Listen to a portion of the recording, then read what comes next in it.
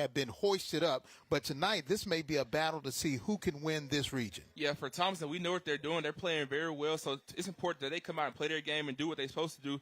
But for Hoover, tonight, they have to come out and leave it all on the field. They have good coaches, they have great players, but tonight is where you come out and just dominate and leave everything on the field and play hard. Tonight, let's go to our Tamron Hyundai Hoover keys to the game, and this is a situation where Thompson has been red hot, but Hoover has been a little bit hotter. They're on a win streak. Yeah, for Hoover, it's important that you continue to play your style of football, but you also want to be aware of Jonah Wisdom because he is an explosive wide receiver for this Hoover offense. Tamron Hyundai Hoover, you're going to love the way we treat you. Stay tuned. When we come back, it'll be Warriors Buccaneers to see who will be supreme in Class 7A. Thompson, Hoover, coin toss and kickoff coming up next.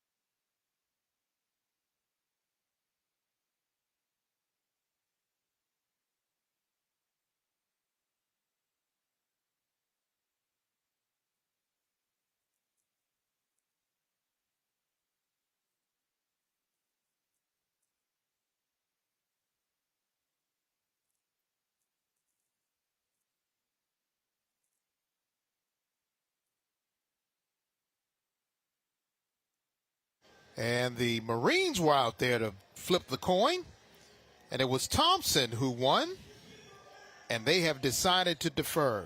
And remember, shops of Grand River save even more at Birmingham's only outlet center. Let's go down to Austin Pratt, who is fieldside. Thompson? Austin. Hey, guys, you can really feel the energy in the stadium here tonight. You can see the guys behind me here in the Hoover student section already getting amped up about this game. We're actually interested to see what they have to say. So our first question for you here, who's going to win the game tonight? One last ride, no doubt in my mind. Who's going to win football game? Why is that? What makes Hoover the favorite here? We're going to win because we're the best team in the nation. Let's go, baby. Hey, you, sir, what do you got for the final score tonight? I got 52-0, baby. Should be a good game tonight. Did talk to both coaches. They talked about the class in this matchup, and they're just looking forward to playing some ball on a Friday night. Guys. And RJ, this is more than just a Friday night game. You're playing under the lights here at the Hoover Metropolitan. They had a light show. They had a blazing open for the Hoover football team. This is serious big-time football. Yes, tonight is where you come handle business. I mean, it's a nice venue. Both teams are pumped. The fans are pumped. And obviously, the student section is pumped. Mark Freeman, the head coach for Thompson in his 11th season at Thompson High School. He has had a dynamic career with the Warriors, transforming them to a, someone would say, an also-ran into a national power. And Chip English, in his first full season, we see him walking by over there on the left without the hat on. and he's just trying to get everybody together because he knows that this will be the first real litmus test of his reign, because last year he was the interim coach. Yeah, he knows what tonight will bring, and hopefully his team is prepared for the challenge tonight, and we're going to see it as soon as they get ready to start the game.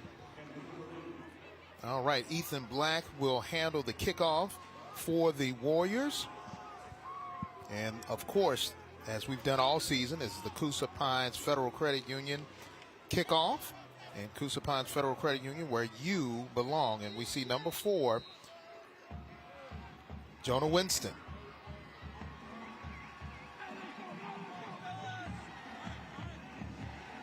And it is time to get this party started. The Coosa Pines Federal Credit Union kickoff. And we are underway. It is returnable, bobbled a little bit. Taken now at the 14-yard line. And here comes Hunter Purdue. Hunter has some room. He gets close to midfield before he's knocked out of bounds. And great field position, good return by Purdue. Yeah, way to start the game right there on the fast, good return right there. He got great speed, got power, and he just ran behind his blockers, and that was a really great field position to start the game right here. Good run by Purdue. Speed is definitely a premium in this game. Got a lot of fast guys that'll be playing on the field tonight. Caleb Freeman coming into tonight's game as the signal caller. Only has 4 interceptions thrown all year, 11 touchdowns for the junior quarterback for the Buccaneers. And they start off in Thompson territory. Gonna keep it. Trying to find some room to run, but he's able to gain about 7 or 8 yards before he's pushed out of bounds by Riley Bryant. Well, he was very patient right there. It looked like he wanted to go deep down the field, but at the same time, he took what was given to him. Let's take a look at the People's Bank of Alabama starting lineup for the Hoover Bucks. Yeah, they're led by Caleb Freeman, the quarterback, number 7, number 3, Junior Mosley. They also have an explosive receiver in Jonah Winston. They also have 73, Tyler Collins, and 75, Rocco Rossi at right tackle. Second down and 1 for Hoover. Going to keep it on the ground. They have enough room for the first down and a little bit more. C.J. Cowley there with the first down. They'll move the chains down to about the 27-yard line. That's going to be key all night for this team. They have to run behind their offensive lineman.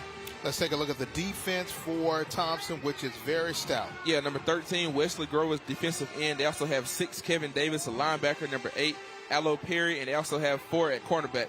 Keeping it at a high pace, 5 wide receivers now. Freeman going to throw it, and just behind his intended receiver, Jeremiah Tabb. So far, that's the first negative play we've seen from Hoover. Yeah, I mean, he was very patient right there. That ball kind of got bobbled a little bit, but was a great catch and just couldn't connect with the throw. Now looking at second down and 10.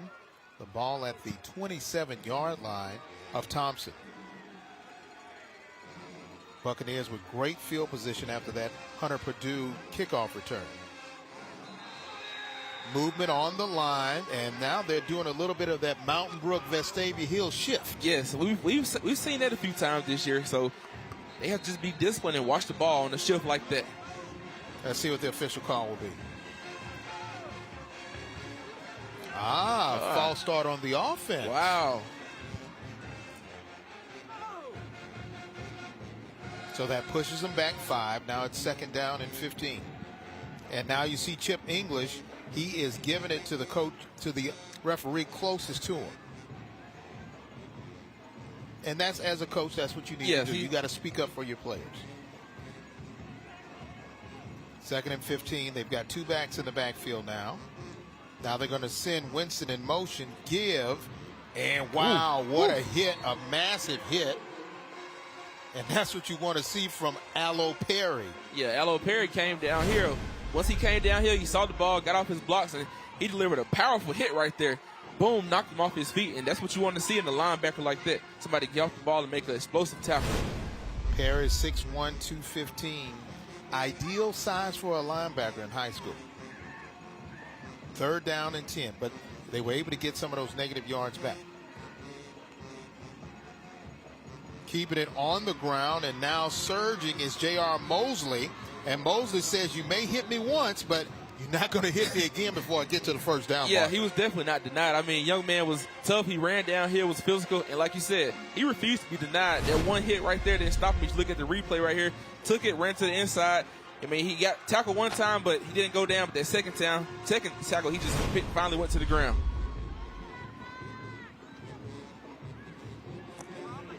So now they're in the Window World red zone. Remember to enhance your home Window World of Central Alabama. They redefine durability, performance, and value, setting a new standard in how you live and work in Central Alabama. Ball at the 17-yard line. Freeman trying to make a call on the line. Going to send Clark in motion. Now they're going to hand it off. Nice inside run again. And that's C.J. Cowley, and he slides to get inside the 10-yard line. Yeah, they're starting their identity tonight. I mean, they've been running the ball. They run it behind their offensive lineman. These guys are being physical. They're just trying to get all the positive yards they can get. And it looks like the referee right there in the way, but he still got some positive yards on that drive. Remember, he's a part of the field. Yeah. Keeping it on the ground of the Buccaneers. Trying to find some room. Cowley spins out of it. Tries to find the end zone. Does he? Yes, put 6 on the board. C.J. Cowley is in. A City of Bessemer touchdown. Wow, what a run and what a play. And remember, City of Bessemer, they're the Marvel City with growing jobs, affordable housing, strong schools. Bessemer, Alabama, opportunity lives here, and Cowley took advantage of the opportunity. Yeah, nice run by CJ right there. He wanted to go inside, see him closed up. He bounced out and spinned out, and he went to the outside, and he eventually found the end zone right there. What a great run by CJ right there.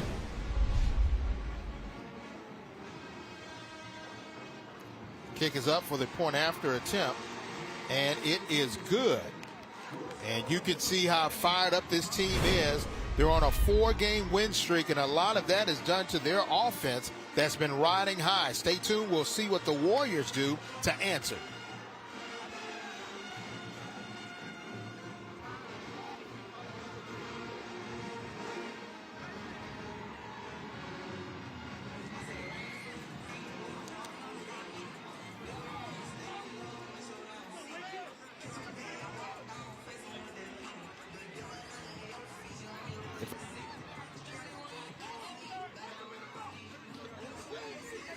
Where? Right here? No, I don't think so. No, those are all Hoover people. People who want to be close to the fire. I don't know why you want to be in the back end. As my children tell me, Dad, we like the club section better. All right, got you. Smile cam.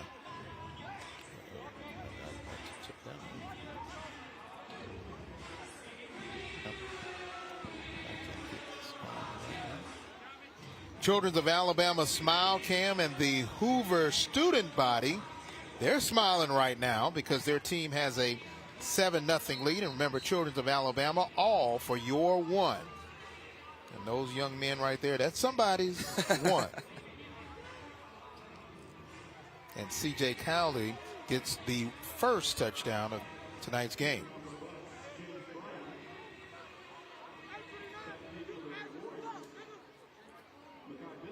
And Bryant on to handle the kicking for the Bucks.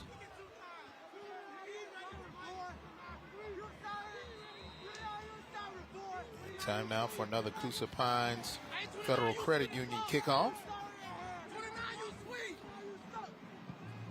And he kicks a line drive, and it goes off of the hands of the returner into the end zone for a touchback, and little miscommunication there. And it looked like Eli King just wanted to try to snatch it or just bat it down. Yeah, he was. I mean, you could tell a little something right there, but it's a good thing that the ball, once he bobbled it, it went back into the back of the end zone.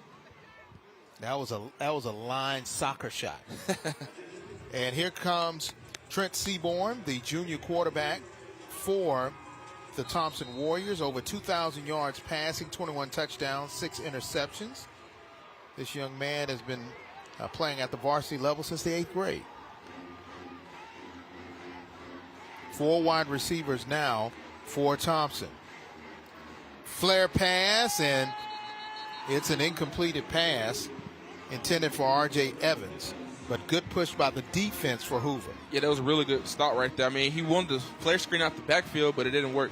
Let's take a look at the People's Bank of Alabama starting offense for Thompson. Yeah, they also obviously led by Trent Seaborn, the quarterback. Number 3, Darian Mosley, a wide receiver. 75, Jared Fikes at tackle. 78, Tommy Williams at guard. And 63, Middle East.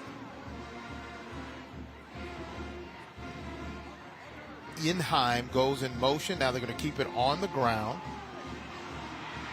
And this is a nice run by Elijah Casey. And Casey turns all the negatives into a positive, a big gain for Thompson. And they dig themselves out of the hole. They're out to the 38-yard line. Yeah, good outside zone right there. He took what was given to him. He obviously, and he had speed too. Once he got past the first and second level, he got speed and he was just continuing to run. Talking with Coach, he says that his running backs are interchangeable. He does not have to have special packages depending on who's in the game. They're free to call what they want, and that shows the versatility from this group. Another hard run, and that's K.J. Jackson on the carry. As I said, yeah, interchangeable parts. You don't know which running back's going to be back there, but they're all running hard. And that's a good tackle by Joe Johnson, and you take a look at the Hoover defense, People's Bank of Alabama. Yeah, led right there by Justin Harley, the defensive end. Number 7, Javon Pullman, the defensive end. You also have 22, Jackson Lassiter at linebacker. Number 2, Jordan Williams at cornerback. And number 3, Anquan Allen at cornerback.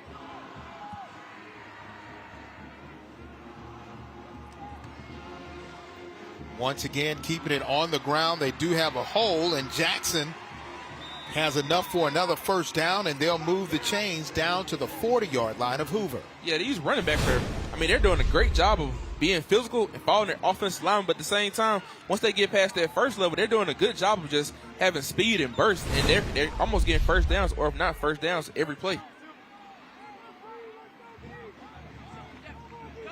Ball now at the 40-yard line. Still has a back in the backfield. Sending Kimbrough in motion now to the far side, keeping it on the ground with a little misdirection. And here comes Casey. Casey, once again, has enough for a first down. They'll move the chains again. Another 10-yard run for Elijah. Yeah, to your point, like you said, they have interchangeable running backs, and it's showing you don't know which running back is going to get the ball, don't know which running back is going to get the carry, but you have to be prepared because right now, these running backs, they're just being undeniable, and they're getting everything. Could have been a face mask on that one. So now 1st and 10, right inside the 30-yard line at the 29.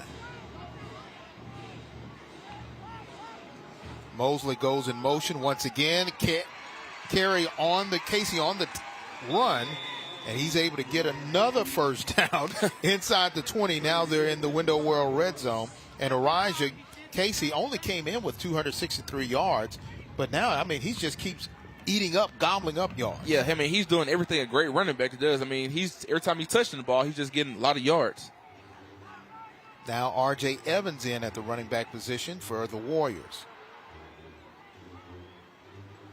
Lewis going in motion, now cutting back. They're going to give it. Oh, no, Seaborn's going to keep it. And, yes, he can run, and Trent Seaborn is in for the touchdown, a 13-yard touchdown run, another City of Bessemer touchdown, and he just stoic there with his touchdown celebration. Yeah, you seen right there, nothing too spectacular, but he was just very calm in his celebration. Looked like he was going to give it to the running back, but he pulled it, and as soon as he pulled it, kind of confused the defense, got the defensive end, and he just ran it in on for a touchdown.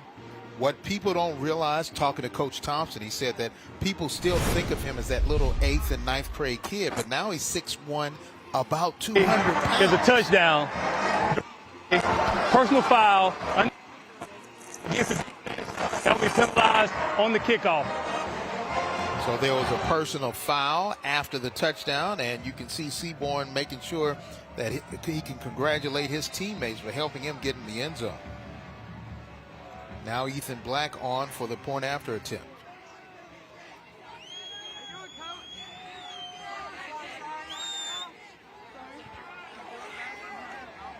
And it's good.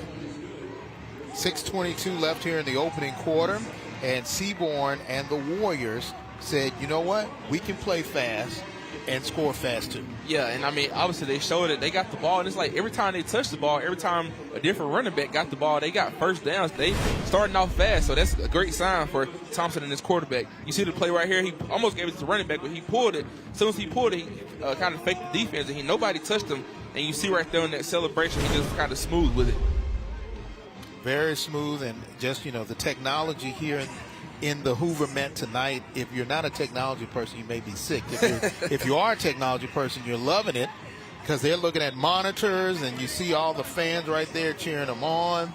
Look at the little fans right there. Like, just technology everywhere, right? Yeah. Now, hopefully there are no electronic pom-poms coming out. I may leave the building once that happens. But you see, he's reviewing the tape. He's taking a look at it like, hey, guys, yeah, we did good. Power of technology. Yes. So now Ethan Black, the junior kicker, will kick it back off. And remember, back deep is Hunter Purdue. And, of course, Jonah Winston, who is a Florida State commit.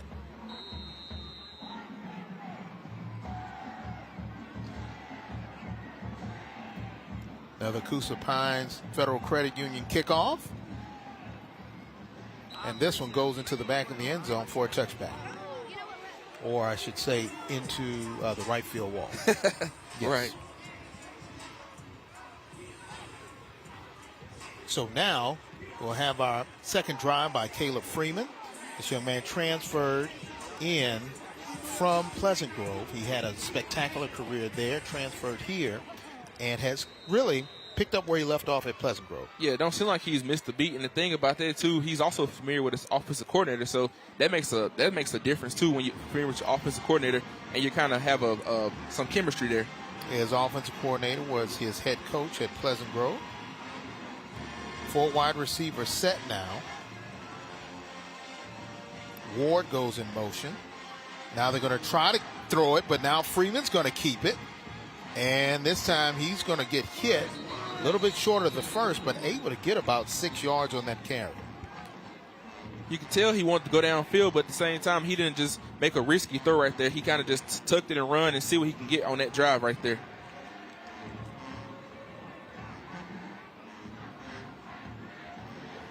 .6'2", 190 junior. 111 completions out of 166 attempts. 5 wide receivers again. This time Mosley will go in motion. And it looks like we got a little stoppage of play. False start on the offense. 5-yard penalty. Still second down. Second false start of the game for Hoover.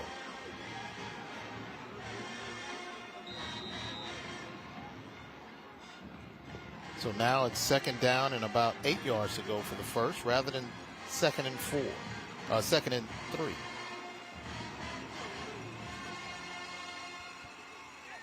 Mosley in the backfield now, and now they're shifting. A lot of movement going on.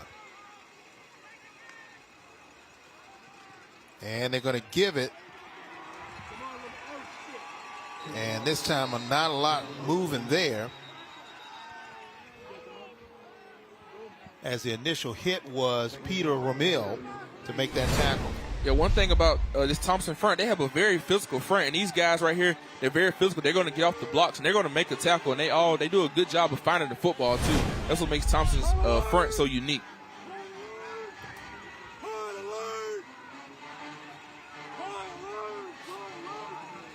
Third down. Freeman now getting some pressure, trying to avoid getting a sack, and he throws it, reception made, and here comes Winston. Jonah Winston, he's off to the races, has one man to beat, and he can't beat the last defender, Eli King, who makes a touchdown-saving tackle, but not before the Buccaneers get a first. Yeah, that play right there started off a little shaky right there, but once the quarterback Freeman found his receiver, Jonah Winston, he turned that into an explosive play, and that's what Jonah Winston is known for. He's known for his explosiveness, and once he gets the ball, he will make great plays, as you can just see on this last play right here.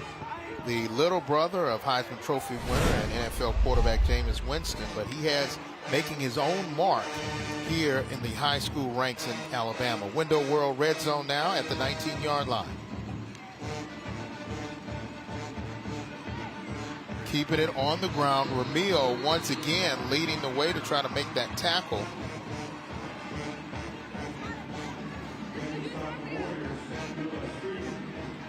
Along with big number 1.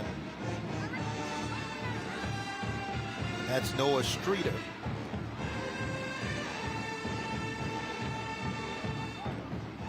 So now 2nd down and 10 for the Buccaneers.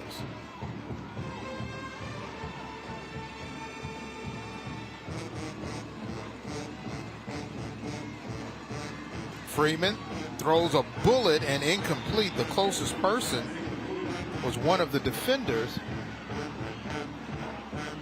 and that was Terry Robinson.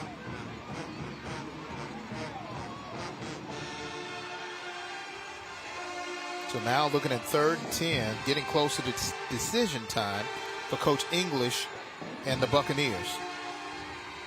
Now this play, do you want to try to get it in the middle of the field so you can get a field goal, or are you still trying to punch and try to get close and get a 1st down? I think you just try to get the ball towards the middle of the field. It just depends on what the defense gives you right here on this drive. All right, so now they're going to call a timeout. 3:32 left here in the opening quarter. Now the Jefferson County Department of Health timeout. And remember, are you prepared to help a person who is having an overdose? You can help them anywhere and anytime. Do you know the signs of an overdose? Learn how you can save a life. Download the OPI Rescue AL app using the Apple Store or the Google Store. And that's brought to you by the Jefferson County Department of Health. So now if you're at Thompson at this point defensively on 3rd down, should they bring the house and try to blitz Freeman? Well, I don't think you bring the house, but at the same time, you need to be smart right here. For one, you need to watch the ball, but at the same time, you can't just try to get everybody. The main thing is trying to make a good play right here. Now, if you're Hoover at this point, you've got the near side of the field wide open. It's wide. Yeah, do you try to run somebody wide to see if they can create something in space? Yeah, that wouldn't be a bad idea. If I was Hoover, I would try to get to the outside of the field because, I mean, it's wide open and nobody is expecting you to run on the outside, so I would try to run to the outside. All right, we've got Freeman on the side. So it looks like Jonah Winston will be more of the Wildcat quarterback position. He is in that slot right now as the timeout ends. Direct snap to Winston. He's going to look to throw. He can't find anybody. Now throwing into the back of the end zone. Incomplete.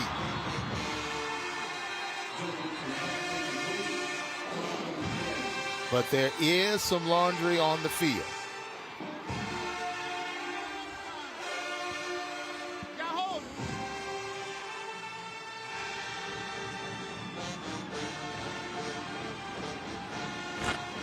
So holding.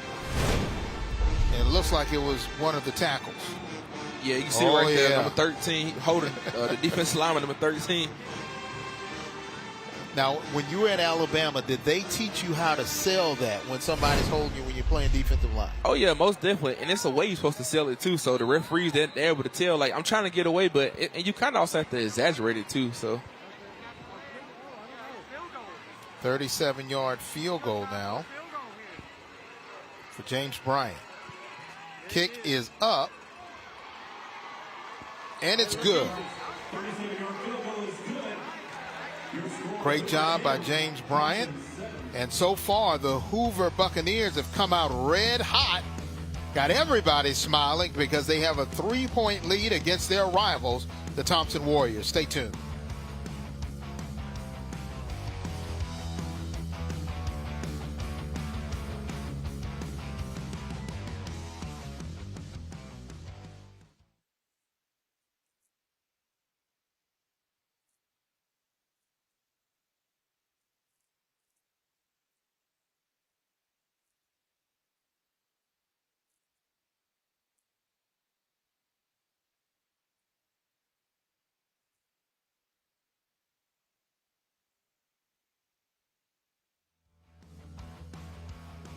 Mark Freeman cautiously optimistic his team will have what it takes to get back into this one. They only trail by 3 after the James Bryant field goal eliminated a 7-all tie in favor of the Buccaneers now, as we have 3 minutes and 19 seconds left here in the opening quarter. James Verrett along with R.J. Burns, and we've got Austin Pratt roaming the sidelines.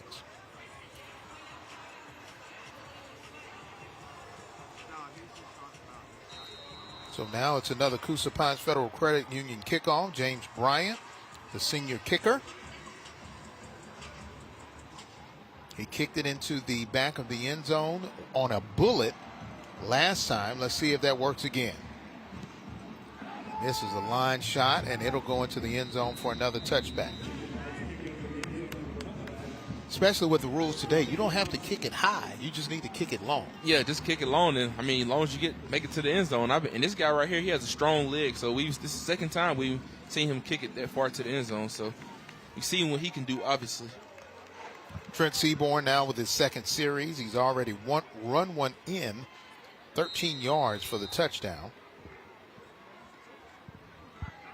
So now starting from their own 20 for the second time in tonight's ball game. Keeping it on the ground is Casey. And Casey now, rather than getting 10 yards of carry, they sort of tightened it up a little bit, and he got 3 yards on that one. Well, this defensive line, they probably know they seen the first series, and they probably said, okay, guys, we got to tighten it right here. So hopefully that was a sign of what they're going to continue to do from here on out. They'll give him 4 on that to make it 2nd down and 6.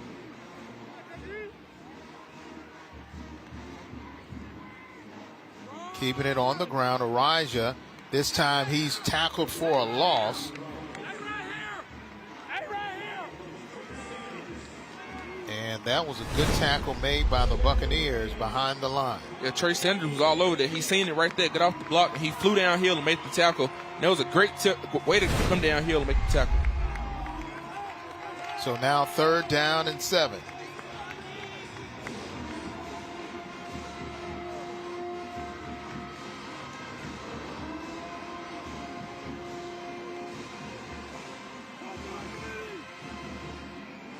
Seaborn going to go long, trying to find a receiver, and we've got some pushing and shoving going on between Kimbrough and the defensive back covering him.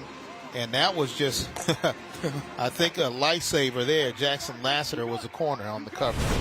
Yeah, you can see right here, Seaborn, I mean, there was good protection, and he just threw the ball. And one thing about the defensive end, I don't think he ever turned his head either. So that kind of sold the pass interference right there, along with the pushing and shoving. Now, Lassiter is listed as a star back, more of a hybrid linebacker and defensive back. So Seaborn was looking for the mismatch. Yes, he definitely was. So now they get the automatic 1st down. Now they're out to the 37-yard line. Once again, keeping it on the ground are the Warriors. And Casey again on the carry. Check that, R.J. Evans on the carry. And once again, a short gain rather than a long gain.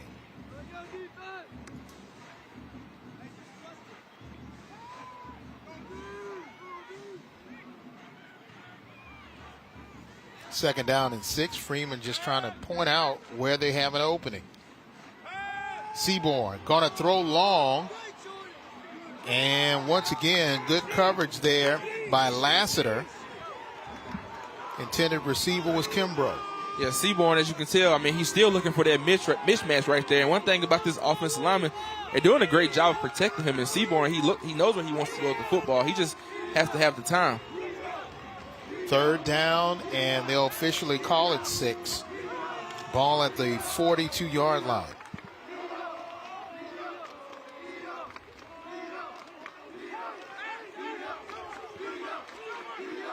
KJ Jackson in the backfield for the Warriors, along with Seaborn at quarterback. Seaborn with some time, getting some pressure on the backside. He feels it, gets enough of the 1st down, and gets upended, but not before he moves into Buccaneer territory. And that was a touchdown-saving tackle by Caden Smith. Yeah, Seaborn, I mean, was a good run right there. It looked like he wanted to do something, but he was very patient and wanted to throw it, but nothing was open, so he just took off and got enough positive yards right there for the first down by Seaborn.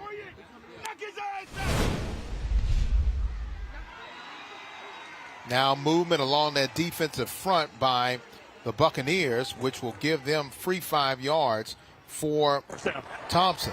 So now we'll have 1st and 5 inside the 40 at the 35. And that was Joe Johnson coming to the side. He may either need a breather or like, oops, it was my fault.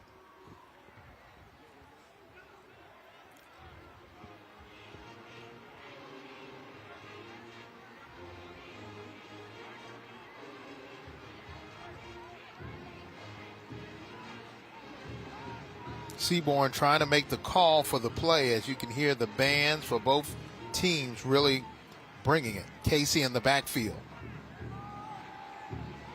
Going to throw a bullet. Has a wide open receiver in Mosley, and Mosley is in for the score. Darren Mosley, second touchdown of the day for Thompson, and just like that, they're back on the scoreboard. Another City of Bessemer touchdown. It was just a beautiful throw, beautiful catch. And Seaborn, I mean, he had all day in the backfield. His offensive lineman did a great job protecting him, and just a good, well-executed play for the touchdown. Ethan Black on for the point after attempt.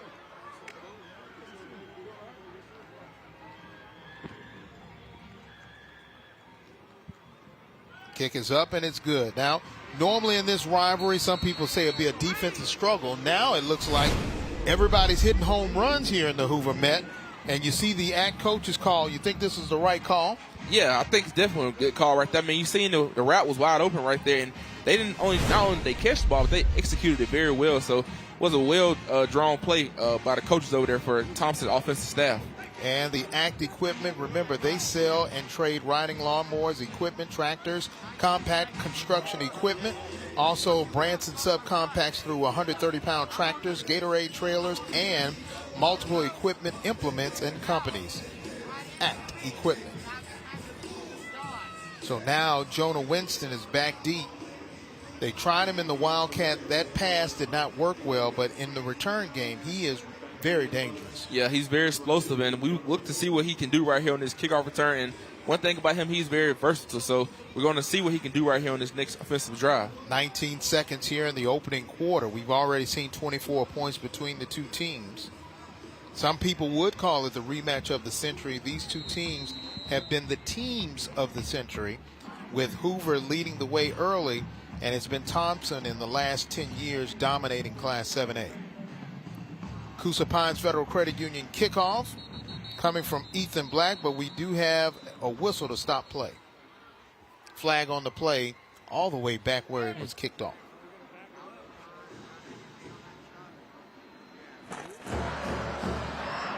Free kick infraction on the kicking team.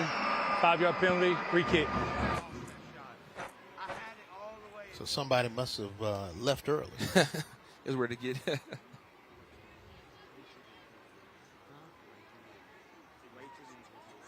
And you see Coach Freeman, he's even talking to the guys that scoring. They're trying to make some adjustments to see if they can score even easier than that. Oh. Hey, this be special back here, dog. This be special back here, dog. So now moving back 5 yards, will be kicking from his 35 is Ethan Black.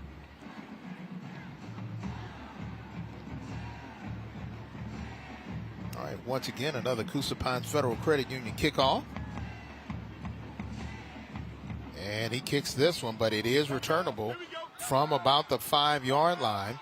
Here comes Purdue, and Purdue speeds his way and gets knocked down at about the 23-yard line.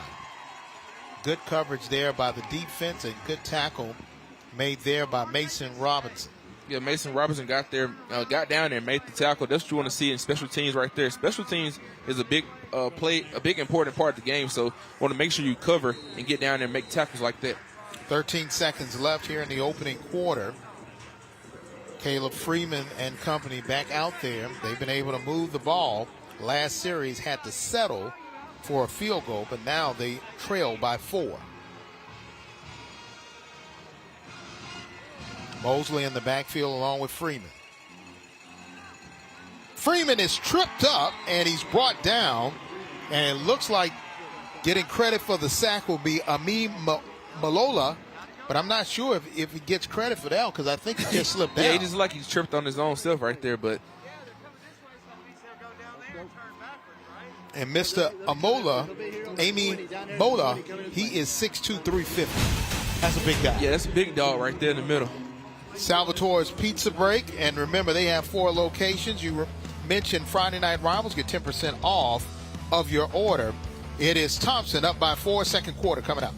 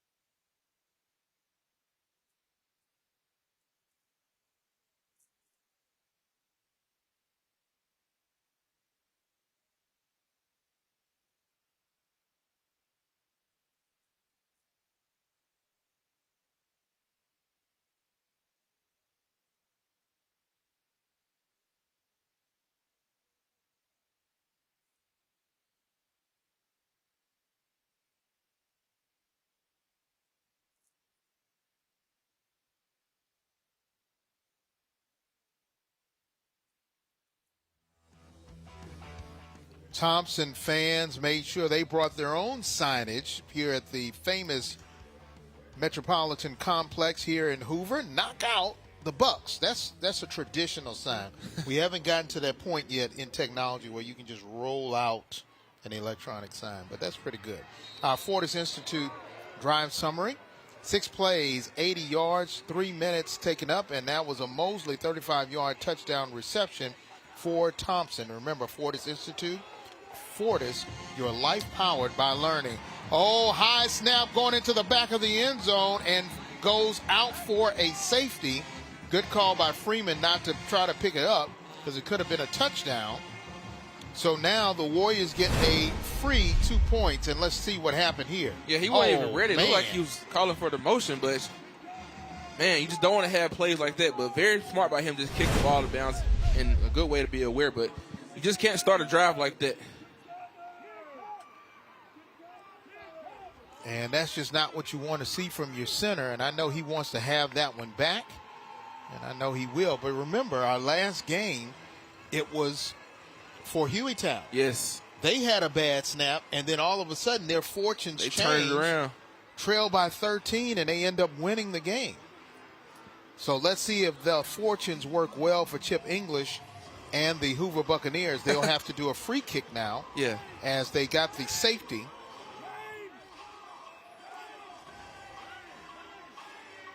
So now they're trying to make sure they have all their personnel aligned for this free kick.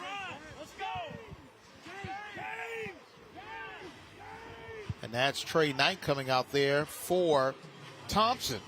And they most likely will have a semblance of their hands team because they're not sure where this ball is going to be kicked, if it's going to be a kickoff or just a punt.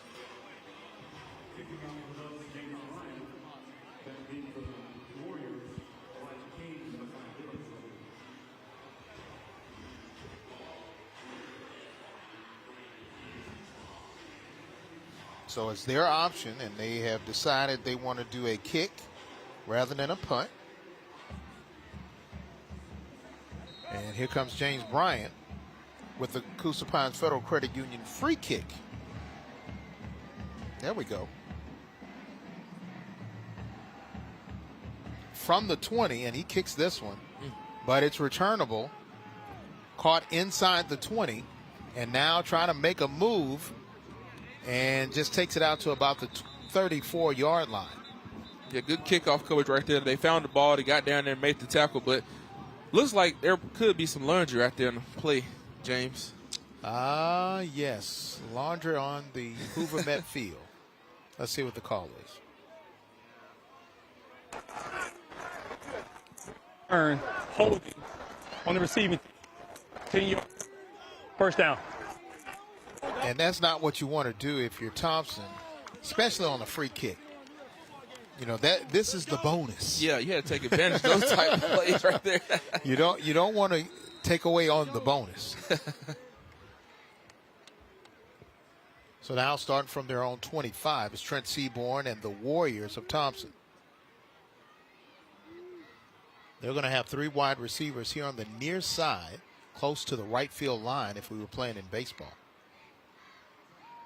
Seaborn, pitch and catch. Nice reception there by Mosley. Mosley already has a touchdown. He's able to get out beyond the 30, and he's about 3 yards short of the first. Yeah, that was a good pass right there, but it's also a great catch by the receiver.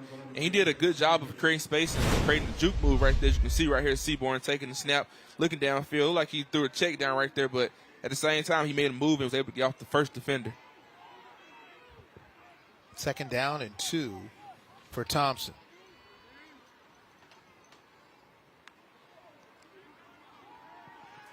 Seaborn with some time. Can't find anybody initially. Now finds a safety valve, but right behind K.J. Jackson, and that's incomplete. Defensive front did a good job of creating pressure on Seaborn right there. Looked like play action. Looking downfield, he looked like he wanted to go somewhere. Then he just bounces out, rolled to the right. But he eventually just threw the ball right there to the receiver. But receiver wasn't in position to catch the ball. 3rd down and 2.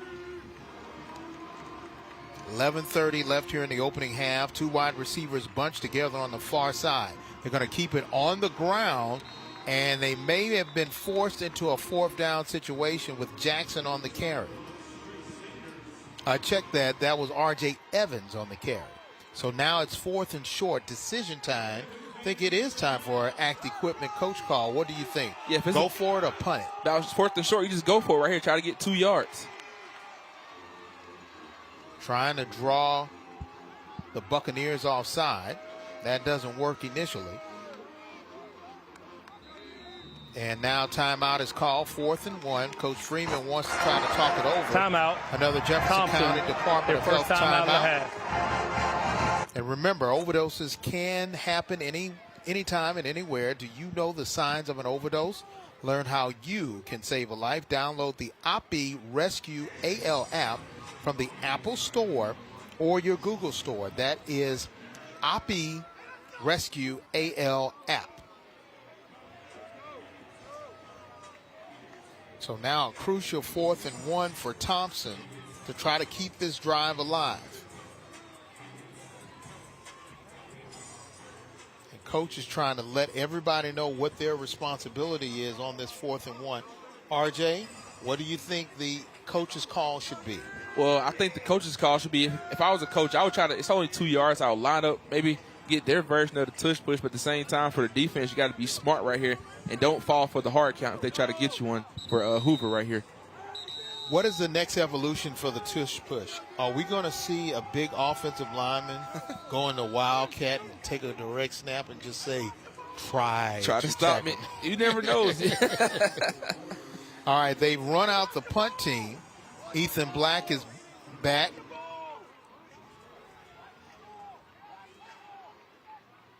And they're going for a quick punt, and they do punt it away on 4th and 1. Fair catch called.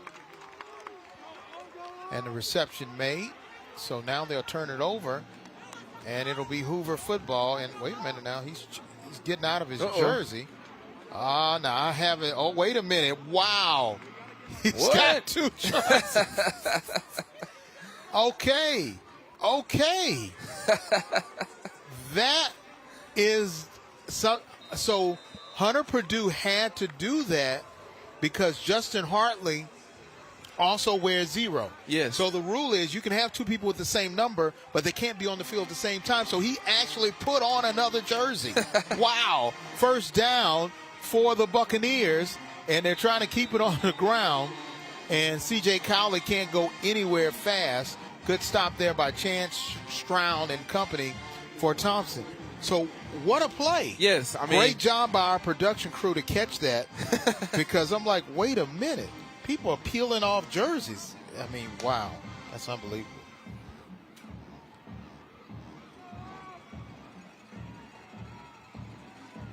Play clock down to 19 seconds.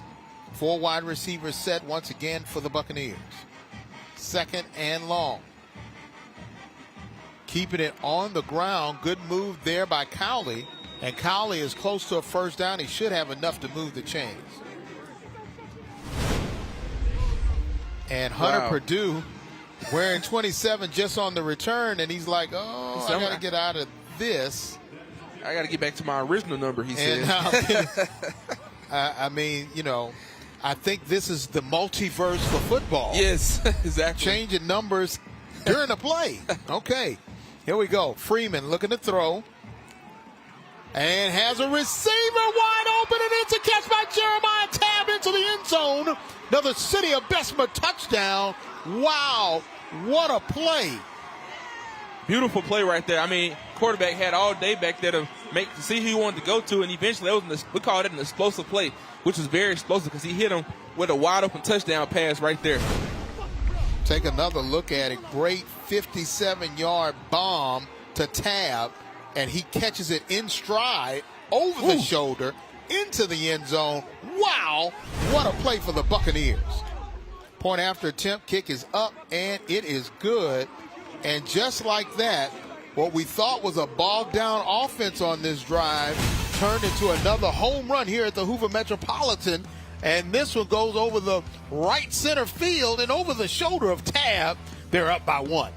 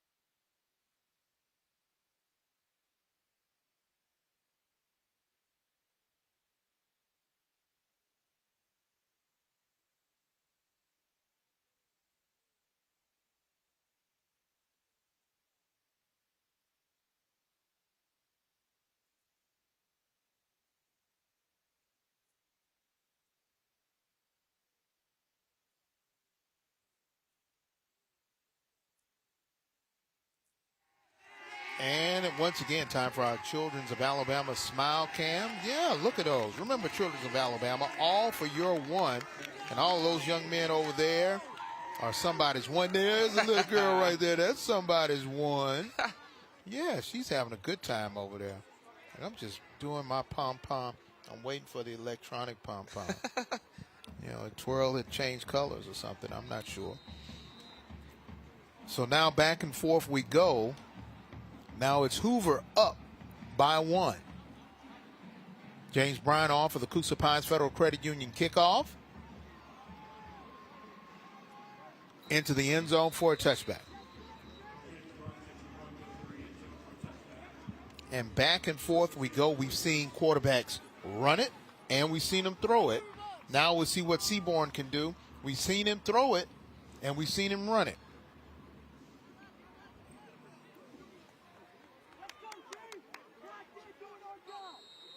Here's another Fortis Institute scoring drive. 3 plays, 63 yards. Jeremiah Tabb with that 53-yard touchdown reception.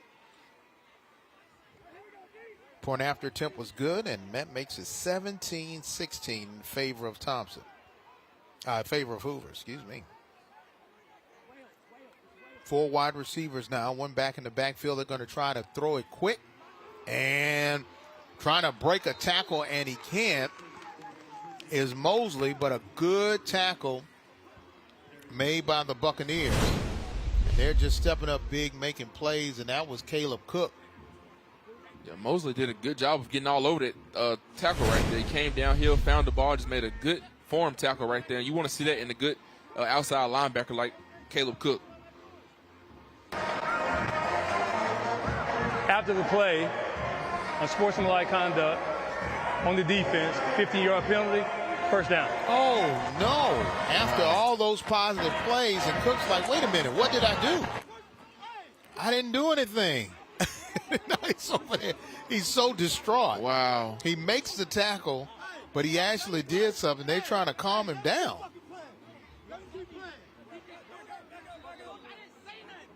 He's like, I didn't do anything.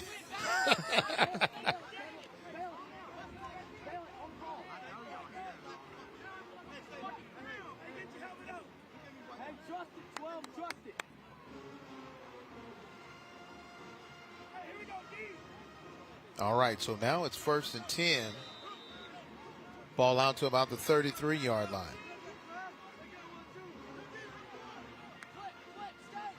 Send Mosley in motion, and now it's got another run, and here they come. Great job by Casey. Orijah Casey gets another first down, and it's a Salvatore's Pizza and Pasta first down. Remember, they have 4 convenient locations. You mentioned Salvatore's Pizza, and you can get 10% off of your order. But it's coming back. 10 yards from the spot. Replay first down. Oh, so, yeah, touche. Now they have the 15-yard. Now they're moving back 10. Everybody's even there.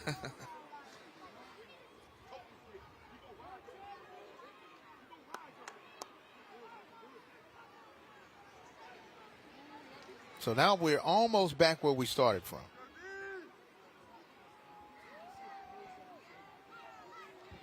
So now to be 1st and 20.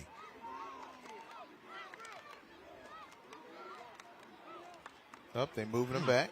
Got to make sure they get the correct spot.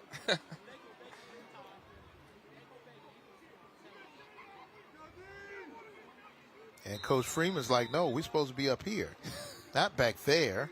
See him off in the distance. So he's like, okay, let's just go. 4 wide receivers on the near side. Seaborn throws back, looks like a screen, and this screen opens the barn doors and just keeps on running. It's Derek Kimbrough, and he's able to get a Salvatore's Pizza first down and move the chains and get all the negative yards back plus some. Yeah, on that screen right there, that was just a well-designed play. I mean, they seen what they know the yards they had to get, and they got all those yards back plus more. So what a great call right there by the offense right there. Look downfield, screen pass to the receiver. I mean, he just was being explosive, dragging everybody, and he's getting all the positive yards that he need. Good play right there. And Jordan Williams finally brought it down, but not before he got back into Buccaneer territory. And Kimbrough, yes, he's just a sophomore. Wow. And this young man has a lot of upside. 6 feet, 172 pounds. Got 2 more years of high school left.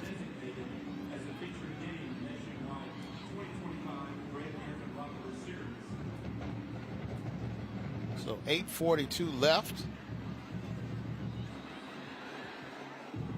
And now the clock has started. The defense is out of position. Wow. Seaborn's going to try to hurry up quickly, and they're going to hand it off.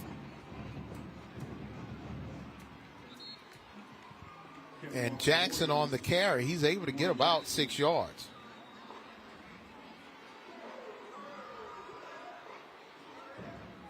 A little confusion there because they were trying to move around. KJ Jackson, part of that 3-headed monster of running backs with Jackson, Evans, and Casey. So now 3 wide receivers on the near side. On the far side, sitting all by himself, is Derek Kimbrough. He's already proven he doesn't need much blocking to make a play. Keeping it on the ground. Good move there by KJ Jackson. He drags a defender in and able to get some positive yards. Now it was Goldsmith there on the tackle.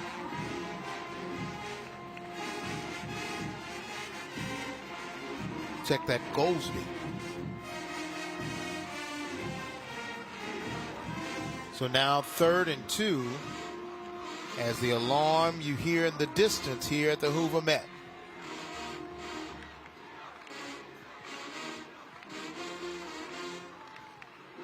And they're going to keep it on the ground. Defense is right there to make a good play. Goldsby again with the tackle. Yeah, the defense was very patient right there. A good job of everybody just getting to the football. They seen where the ball was going, and all defenders right there started with that defensive line. They just got some push and power up front, and they was able to get a good stop right there on that drive. 4th and 1. Looks like they're going to go for it. 3 wide receivers on the far side. They're going to send Casey in motion on the far side, and now they're going to try to see if they're going to make the play. Casey is all the way out near the sideline. Timeout is called, and it looks like a Timeout.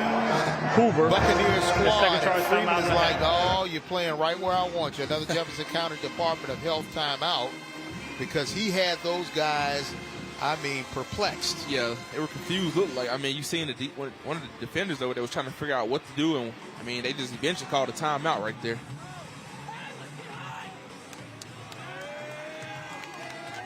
So now it's 4th down. Last time it was 4th and 1. It was a quick punt by the Warriors. Uh-oh. What kind of, that's not a Chucky doll. Or that may be the off-brand Chucky doll. Oh. Some kind of dog. It's a clown. You know what? And someone did post something. They were like, 30 years ago, everybody loved clowns. Uh-huh. Now everybody's afraid of clowns. How does that happen? I don't know. I'm trying to figure that out. When did clowns become the horror thing? Yes. But it is. And right now, Coach Freeman's trying not to turn this drive into a horror scene and trying to keep things good for the Warriors. They're the Warrior fan faithful. Here we go, 4th and 1.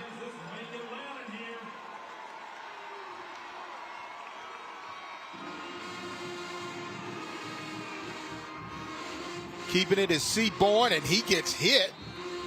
But it looks like he has enough for the first down. Another Salvatore's Pizza first down, and he got shellacked by DJ Waller. Yeah, he got even though he got hit, he got enough positive yards for the first down, and that's what you want to see in a good quarterback. He's not afraid to deliver plays, but he also is not afraid to get hit. Now 4 wide receivers. Casey still in at running back. Seaborn in the shotgun. And it looked like they had a little bit too much movement.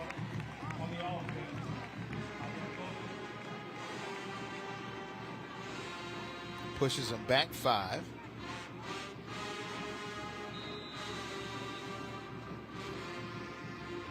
Now they're at the 33-yard line. So 1st and 15 now for Thompson. Seaborn with a nice bubble screen out to Casey. Casey gets those negative yards back and brought down by Joe Johnson and others. Yeah, that pass right there was just perfect. He knew what he wanted to go to. He knew the play was, he knew who he wanted to throw the ball to, and it was just a well-executed play by Seaborn right here. Take a look at it. Ball is right there, pretty perfect pass right there.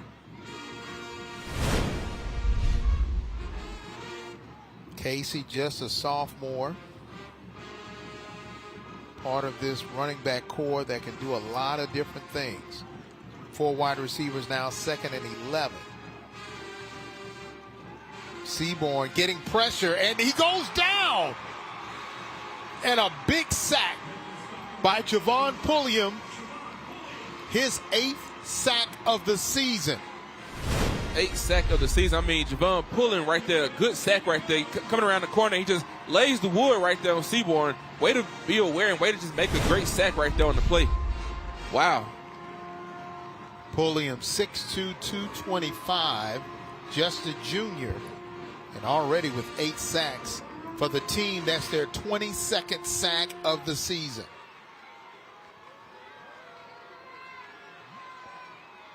Now you're looking at 3rd down and 20. Seaborn trying to make amends for going down with that sack. Now he's getting some more pressure, trying to stay alive.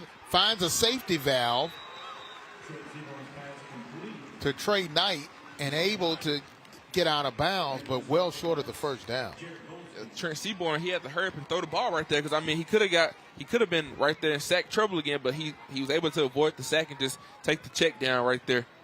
And remember, our school bus stop of the game at the end of the game will be our best defensive stop of the game. And remember, it's the law in every state that requires drivers to always stop for a school bus when the stop arm is out and the red lights are flashing.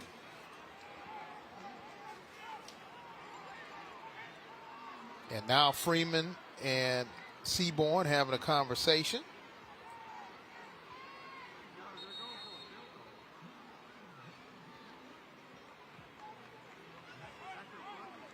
Delay. Still 4th down. So that'll push him back 5, but that may help the punter out just a little bit. He's going to try to coffin corner this kick. I know we're in the month of ghouls and goblins. Yes. So going to try to kick it into the corner. Still 4th down. Smart move by Chip English to decline it. So he can coffin kick it. He said, we're not going to go in the coffin. Hey, don't back up, Hoyt. Don't back up. You're right there. You're right there. You're right there. You're right there. High. And no, he just went into the end zone for a touchback. Good call by Chip English not to give the punter 5 more yards to see if he could kick it inside the 5.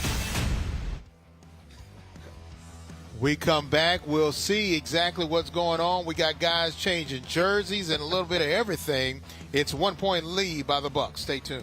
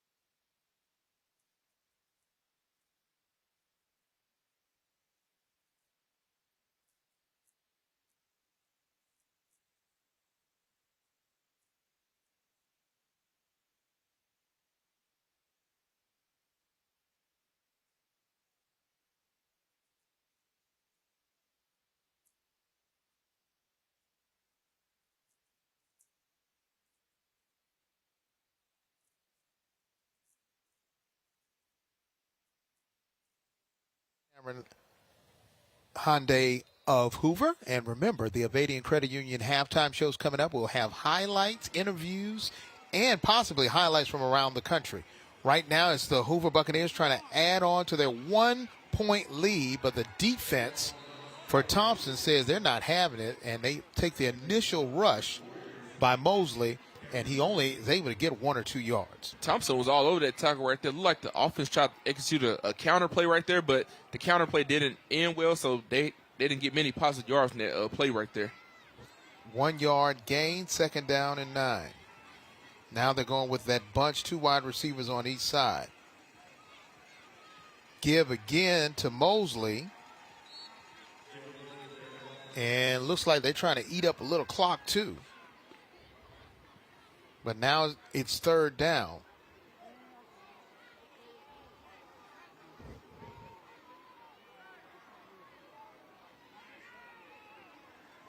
Third and 6 for Freeman and the Buccaneers.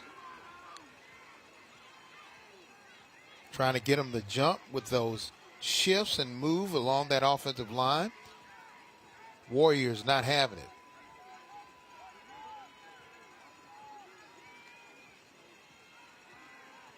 Freeman now has some room to run. He decides to run, gets wrapped up, and eventually brought down. And Freeman wanted a flag. Looks like he thought somebody tried to pull on his helmet, and now his helmet came off. He has the lead for 1 play. Well, Freeman did a good job of fighting for yards right there. It looked like he wanted to go downfield, but he knew at the same time he also needed to get the 1st down. So way to be aware right there and just get the yards there. You needed to get the 1st down. Another Salvatore's first down, and now coming in for Freeman is Hudson Babb. 1st and 10 for the Buccaneers with 2 minutes, 43 seconds left here in the half. Going to keep it on the ground, trying to find some room on the outside, but just can't get out of the arms of the defender. Good job there by Kevin Davis, who plays at outside linebacker. Yeah, you take a look at it right here. I mean, he's looking downfield. He eventually wants to throw the ball, but at the same time, I have to be smart. I have to gain some good yards, get a first down, and he did exactly right there as his helmet come off at the end of the play. 2nd down and 8. Make it 9. Freeman back into the game.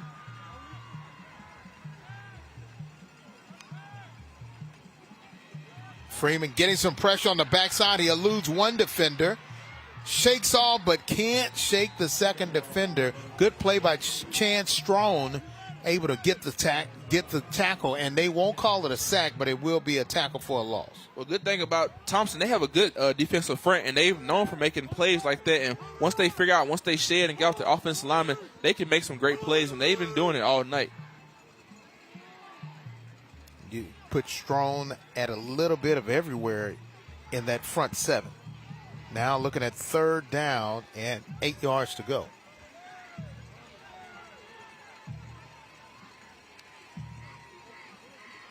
Freeman trying to get out of traffic, and now he's off to the races. He gets a first down and gets tripped up right at about the 45-yard line. Good decision there by Freeman. But we do have a flag all the way back at the 29.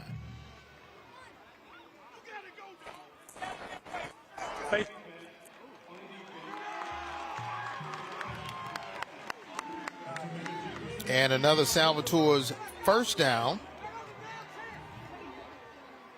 And Coach English is like, wow, we got a break. A face mask adds some yards to the end of the run. And now they're into Thompson territory. A little bit over a minute left, and looks like we've got stoppage of play. Remember, the Bucs only have one timeout.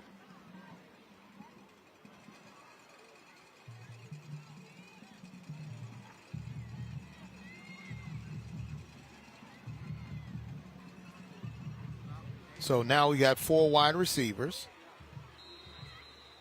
And we're ready to start.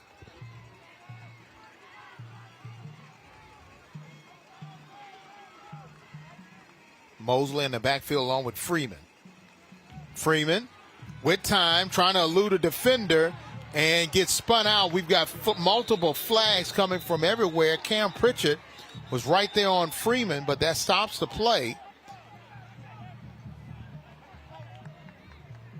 And it may have been either a hold or a face mask. Yeah, I mean, because everybody threw their flags. Flags are coming out of everywhere.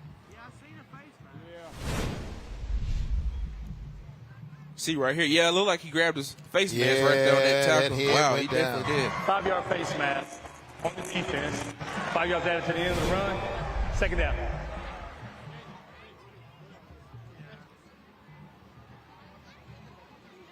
So Freeman is, those neck exercises really helping him. Correction. It's going to be 1st down. So now 1st and 1. That's a rare call right there. So they can run 1 yard and get another first down. I didn't see that one on my bingo card.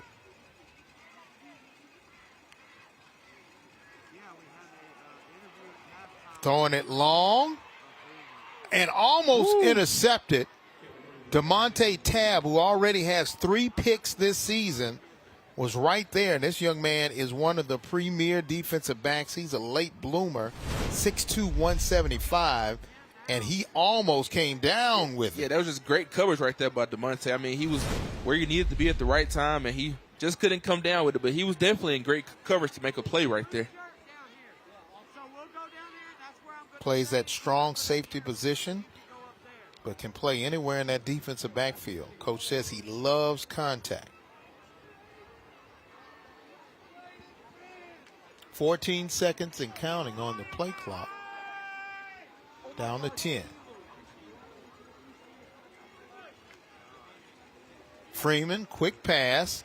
Looks like they have enough for the first down, and that's Hunter Purdue, the man who does quick change on his jersey. Another Salvatore's first down. So you have you ever gone to an NBA game? They have a couple, they do quick change. Wow, yeah, I've never. And they change outfits. It's like a magic show, and they just boom, boom, boom, boom. I mean, they go through about 20 outfits in like 3 minutes. He could audition. Yeah. 56 seconds left here in the opening half. They've got 4 wide receivers. Winston right here on the near side wearing number 4.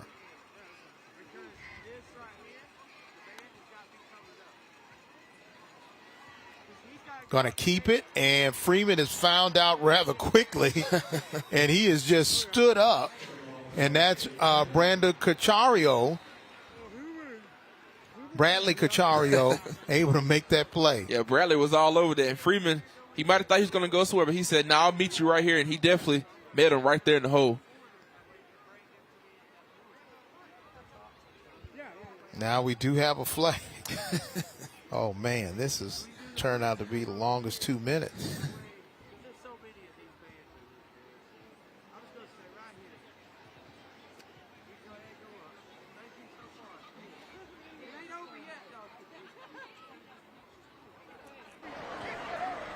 After the play, personal foul on the offense.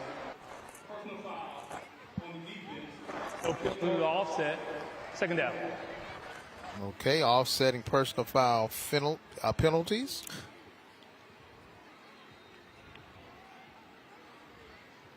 Coach Freeman would be happy if they can just hold defensively and just allow Hoover to go into the locker room with just 1 point lead.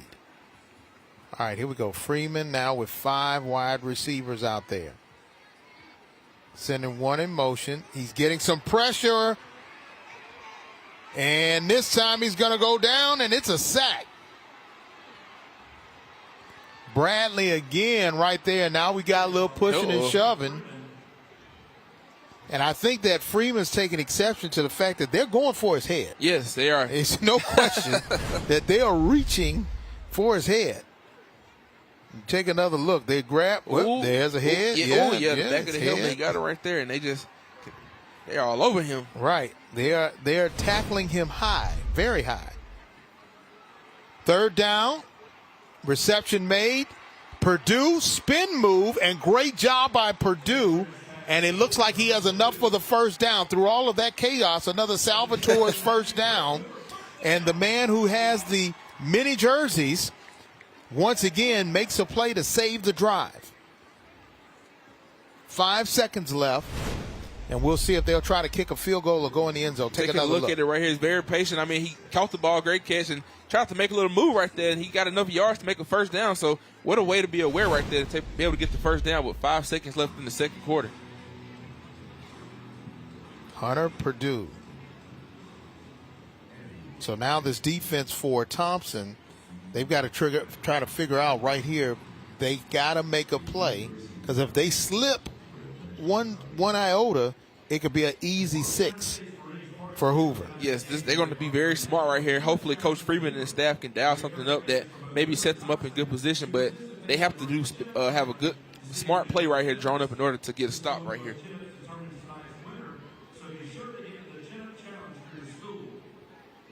But it looks like they're going to try to kick it to add on to their lead. It'll be a 4-point lead if they can successfully make this kick. About a 34-yard field goal now by James Bryant.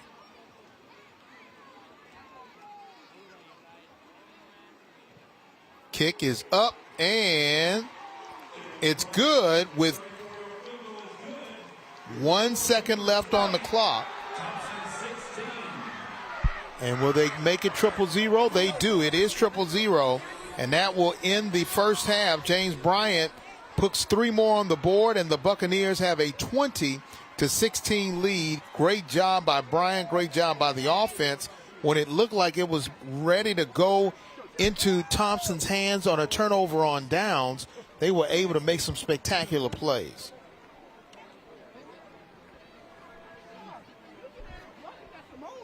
So now the Buccaneers, who were down at one point by 4 points, they lead now by 4 points, even after giving up a safety. Yeah, I mean, once they gave up the safety, and they was like, man, we got to find something to do after here. And that last drive right there, they did everything they could to march the ball down the field, and they ended it with a field goal. So I think they've kind of found their rhythm and kind of found what they have to do in order to be successful in the game tonight.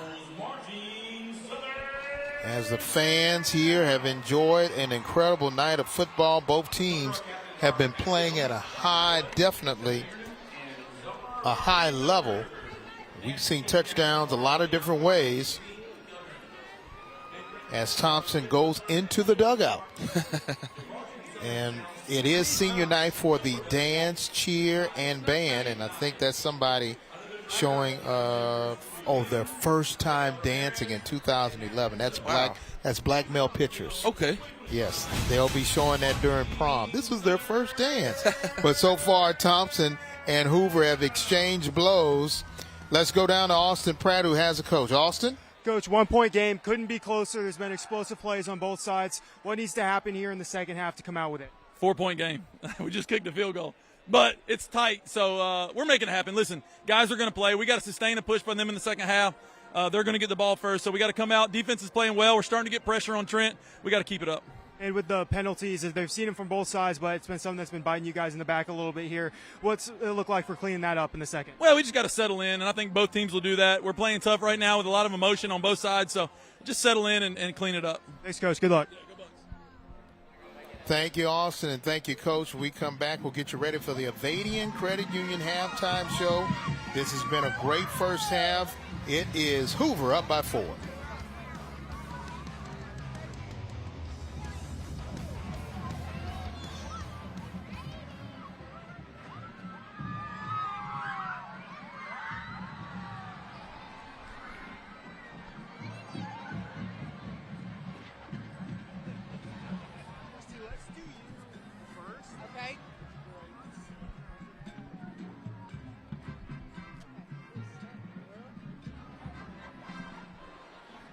Hey, we're going to do the Hoover interview first here.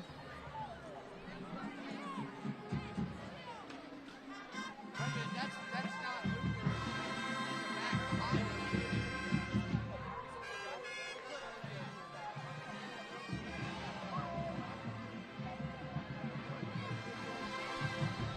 we're going to come back with her, and then we'll get Thompson, right? Yeah. That's what they're asking me.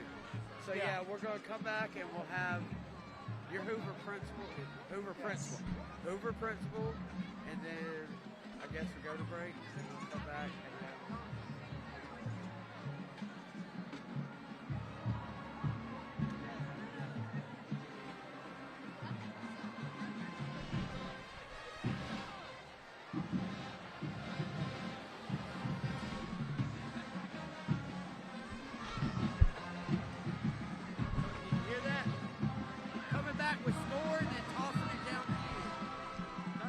I'm still sending it to break. Is Austin still sending it? Yeah.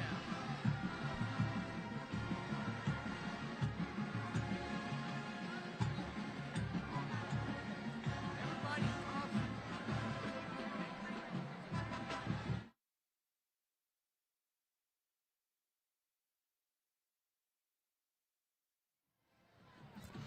Welcome back to the Avadian Credit Union halftime show. 20-16 is your score in favor of the Hoover Buccaneers. Let's go down to Austin Pratt, who has the principal for Hoover High School.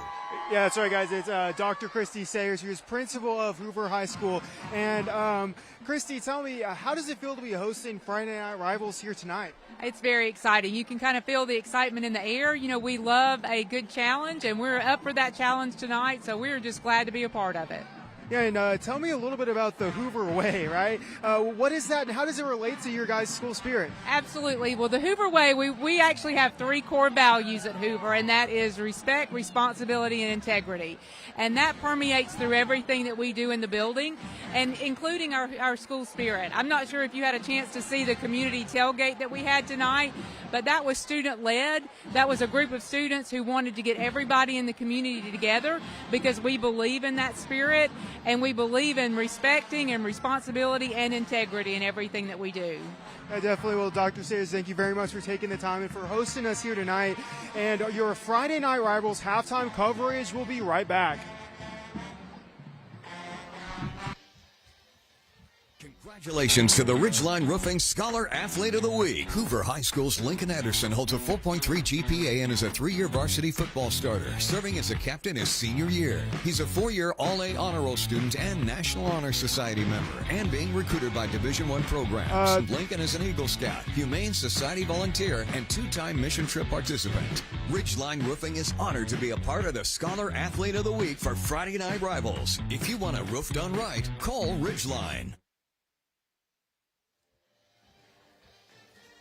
About dehydration and nutrition with Lauren Cave, a clinical dietitian here at Children's of Alabama. Lauren, thanks so much for your time today. I want to talk about nutrition first. What are some of the common struggles that teens have when it comes to nutrition? I think some of the most common struggles with teens and nutrition involve the basics. So figuring out which foods to eat and how much of those foods to eat and when to eat those and planning ahead. And teens are impressionable, so there's a ton of misinformation out there on social media too. So they really have a lot to learn when they're starting this process of learning how to have a healthy diet. What's a good way to get that process started? Yeah, so I think the easiest way is to start by setting really small, attainable goals so that they're realistic. And those might look like including a variety of foods in your diet or eating consistently throughout the entire day. So that's a look at nutrition. We want to talk about dehydration as well, because that can certainly be a big concern. Lauren, how important is it for teens to make sure they do stay hydrated throughout the day? Yeah, it is so important for teens to make sure that they stay hydrated throughout the whole day. One is just to maintain their alertness and making sure they're thinking clearly. It also helps with lubricating tissues in your eyes, nose, and mouth, and it helps lubricate your joints and keeps your muscles flexible, and it helps your body excrete toxins too. So it really helps the whole body in a lot of different ways, and I know you do need to get a certain amount of water every day. What would be your advice on how much water a teen should have each day? Yeah, so a general guideline would just be 2 to 3 liters per day, and if you're feeling tired or lethargic or experiencing any symptoms of dehydration like muscle cramps, you may need to increase that number a little bit. A lot of good advice about dehydration and nutrition. For more information, go to childrensal.org.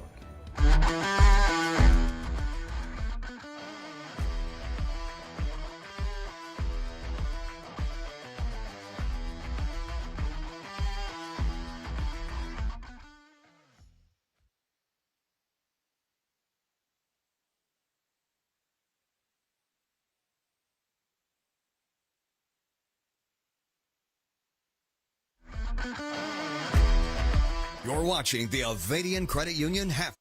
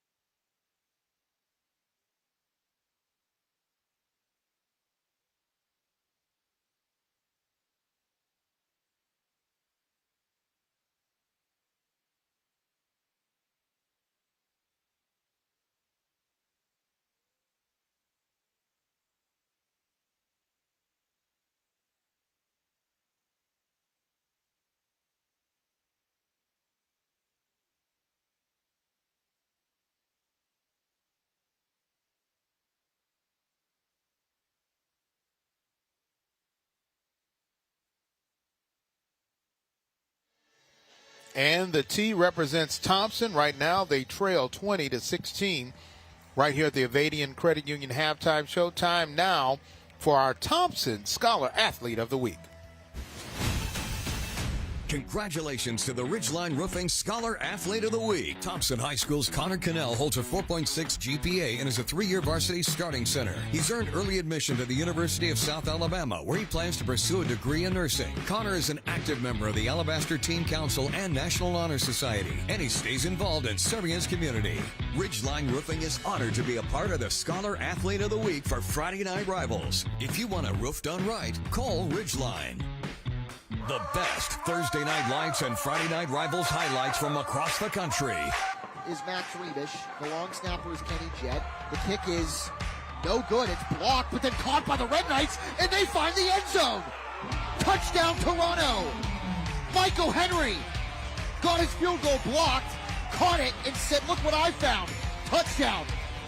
In one of the most bizarre football plays you will ever see. 48 yards per score. He's in motion again. They throw behind the line of scrimmage. Double pass. Looking deep. Prince Terrence has it. Give him his crown again. Right from his own end zone. Powell's got to get rid of it. He does. Throws it long. Has a receiver. And it's a catch by Jackson. Quintrell Jackson. One man to beat. Oh, my goodness. The Golden Gophers score again. Another City of Bessemer touchdown. Here's Michael to throw. Over the middle. Ball tipped. And intercepted. That is Nicholas Alvarado with the pick. This is a short kick. Picked up there by Scoop Smith. Reversing field, and he's dragged down. Oh. No, he's still on his feet. Scoop Smith reversing upfield. Look at Scoop. He tricked everyone. 70 yards.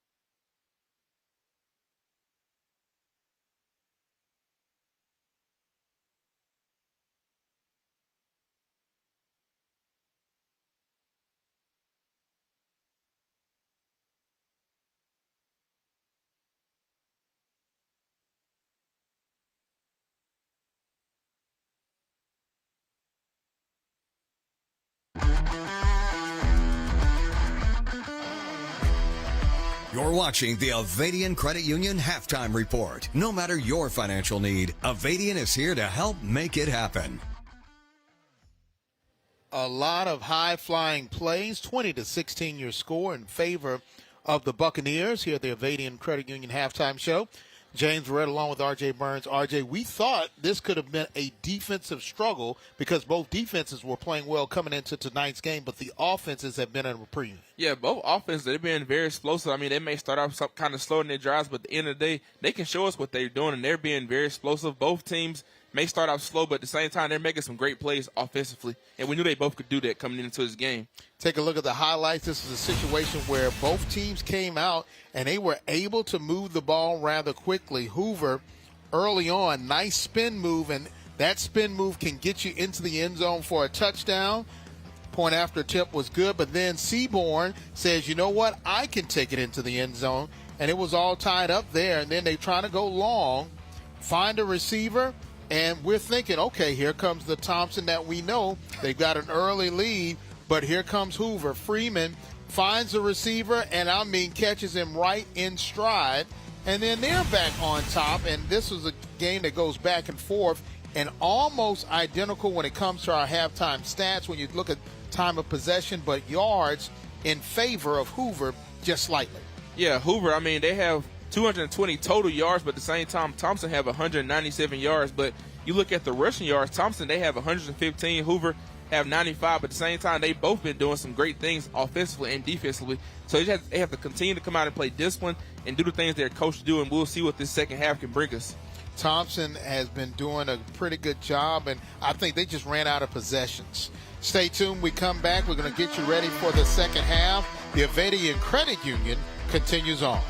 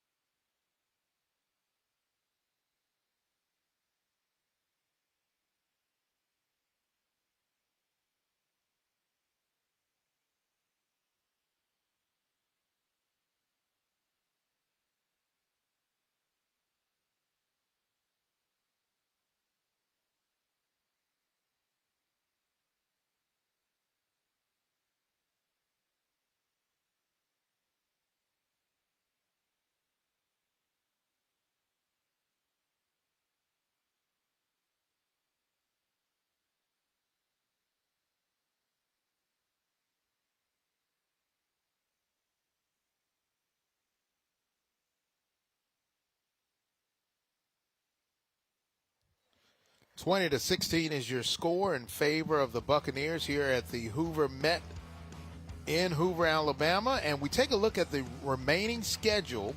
Thompson has had one of the toughest schedules around, playing Grayson, Georgia, and of course Clay Chalkville, one of the top teams, Class 6A. But think about this, fans. We're almost at the end of the regular season. They play Hoover tonight, and then they go to Prattville. So if Thompson loses tonight, that Prattville game will be a must-win to secure the region title. And, RJ, when you take a look at what Thompson has been able to do, ever since they had that loss, they were lights out until they faced Clay Chalkville. Yeah, Clay Chalk was a game for them, but I think this Thompson team, they are made for challenges. They've been faced with challenges ever since Coach Freeman has been here, so I think they are built for the challenge, and I think they can overcome any challenge that is brought towards them. Let's take a look at the Buccaneers' remaining schedule. They have to win out to improve their chances to make it into the playoffs, and they've been doing just that, winning 4 straight. Yeah, tonight obviously is a big game for them, but at the same time, even if they don't come out victorious tonight, they still have to continue to win out and see what opportunities may land for Hoover Buccaneers. They had a tough schedule, starting off with a larger IMG Academy. Stay tuned. When we come back, the highlights will begin as the second half goes. I mean, we even got people glowing in the dark out here. Stay tuned.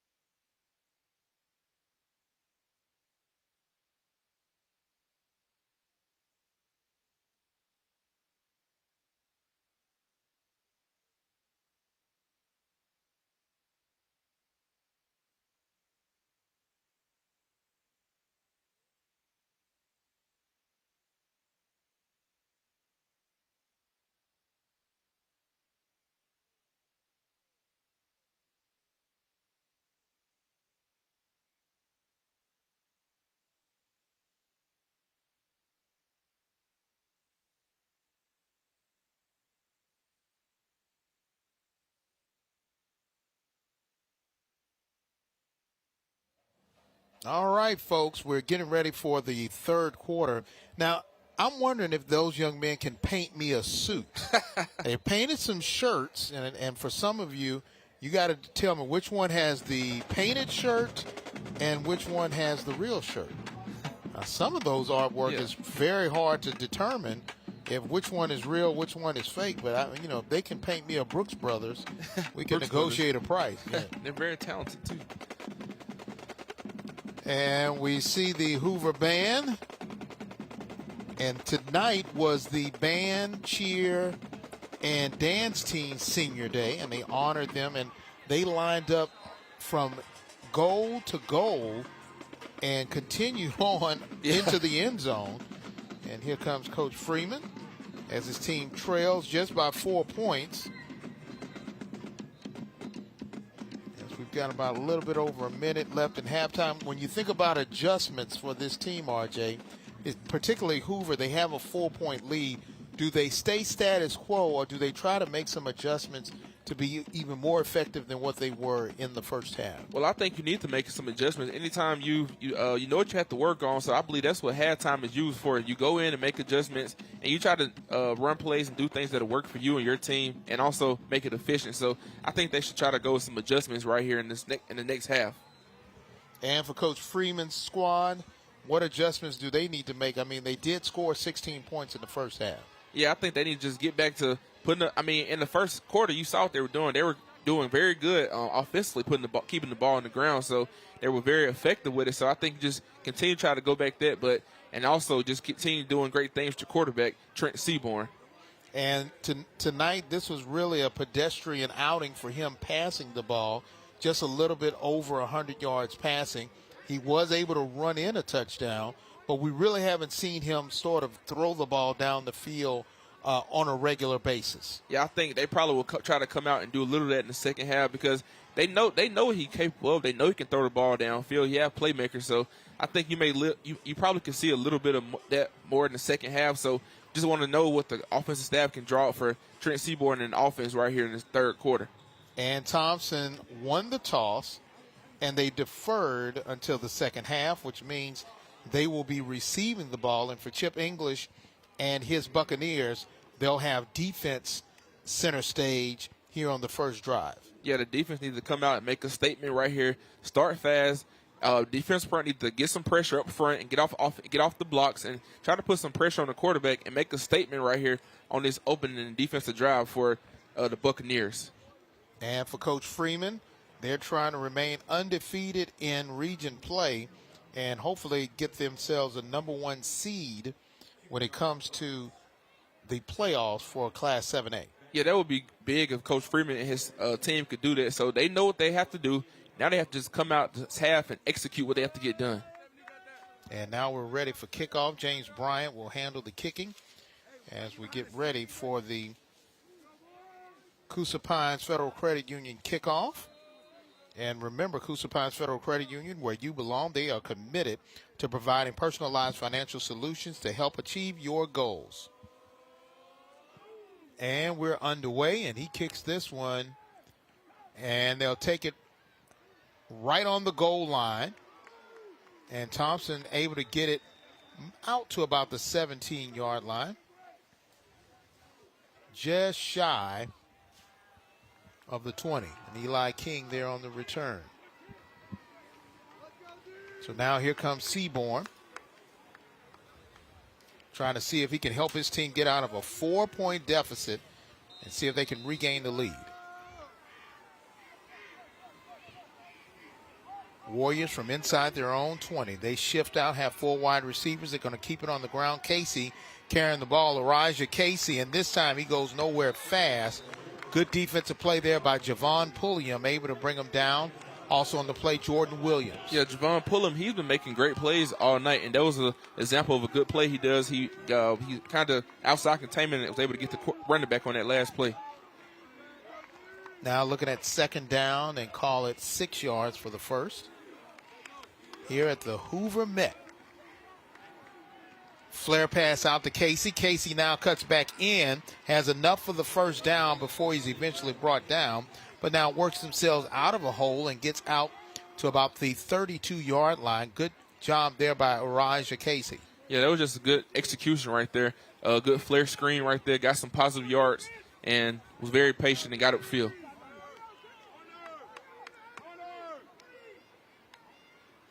New back in the backfield, and now trying to keep it is Seaborn. Great fake by Seaborn, and he's able to get the ball to Mosley, and Mosley is close to another first down.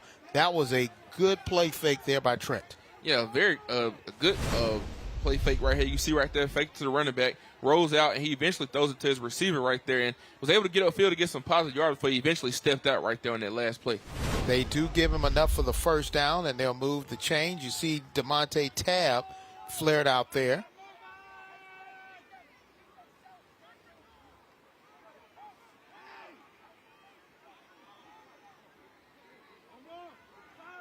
Check that. That was Mosley. Remember, you got alternating threes. You got the defensive 3 and the offensive 3. And at Thompson, I don't think they changed jerseys during plays. So here we go. Keeping it on the ground is R.J. Evans, and R.J. is brought down by Justin Hartley, the other 0. Yeah. Which Hunter Purdue, when he's on in the kickoff return, he has to wear 27 because Hartley wears 0 also. Yeah, Hartley, he does a good job on that defense. I mean, he finds the ball, he's very physical, and he come downhill and he make great tackles all the time. Second down and call it 8. 3 wide receivers now on the near side for Thompson, and they're going to send Jackson in motion, but now we've got stoppage of play. Flag. And the defense called for encroachment, which gives it them 5 yards, make it second and short.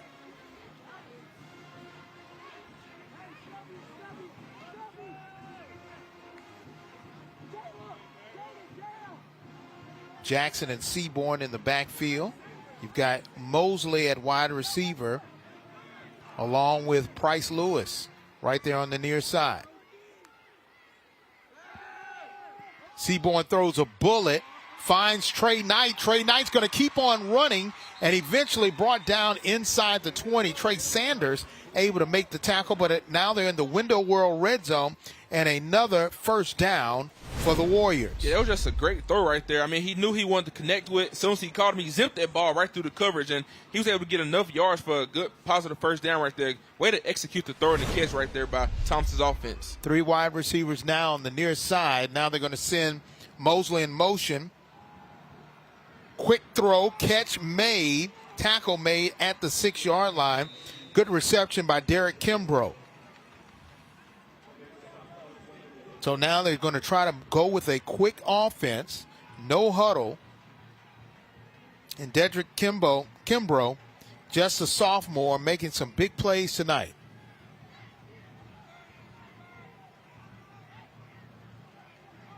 Four wide receivers. Casey in at running back. They give it to Arijah and into the end zone. Touchdown, Arijah Casey. And another City of Bessemer touchdown. The Warriors regain the lead.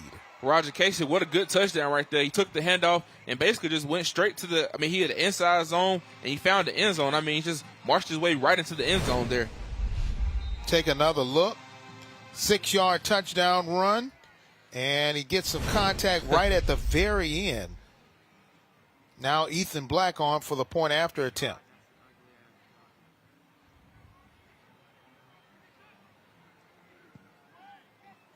And it is good. Going from 4 points down now to 3 points up. The seesaw battle continues on for battle of supremacy in Class 7A. Now Thompson up by 3.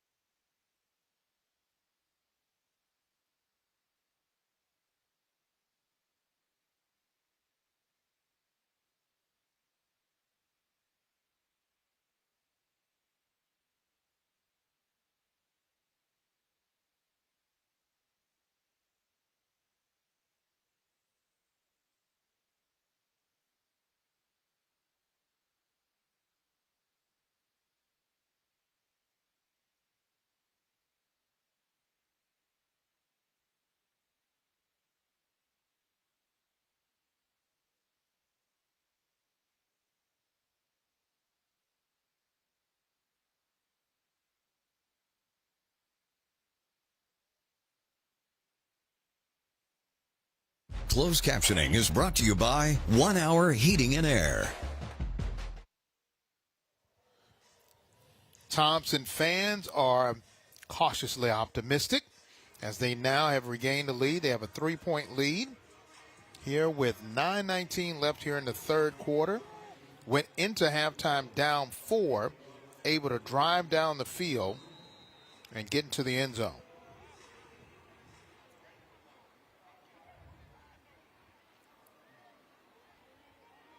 Another Coosa Pines Federal Credit Union kickoff.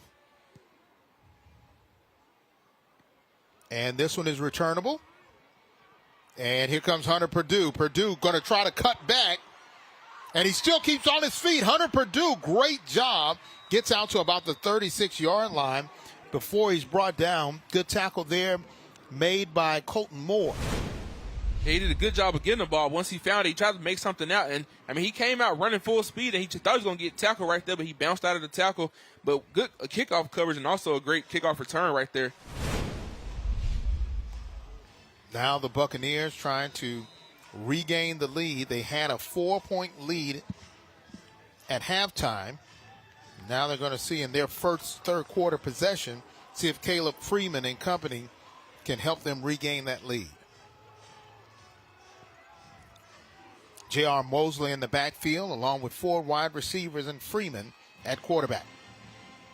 Give it to Mosley, and this time say hello to Big Ami Maoa. And the big 99. And yeah, he's got a good celebration there. He stamped it. Moala. It's a big defensive lineman right there in the middle. Yes, Amy Moala. 6'2", 350. Woo. No gain, second down and 10. Tab goes in motion. Going to flare it out to Jeremiah Tab. Here comes Tab. He's good with run after the catch, and he shows it. Gets enough for the first down. Yeah, one thing about Tab, once he gets the reception, he's going to find some yards. And, he was doing it all night. He's an explosive playmaker, and that was a good job of getting some positive yards right there on that play. So they say he went out of bounds, not a first down, 3rd down and short now. Jonah Winston flared out in that 3-bunch wide receiver set. Now he's going to move and shift and get on the near side on the line.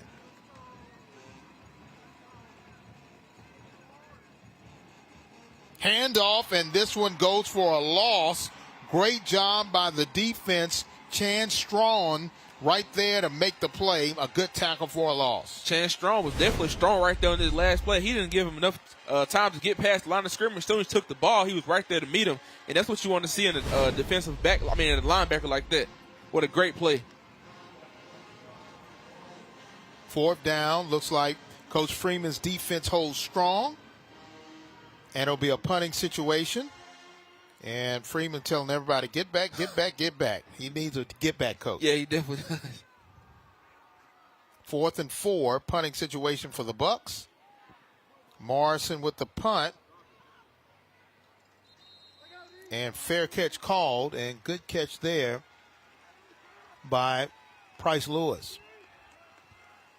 So Coach Freeman and company now back on offense, want to see if they can expand off of this last drive, in which is our Fortis Institute scoring summary. 7 plays, 81 yards. Orijah Casey with a 6-yard touchdown run.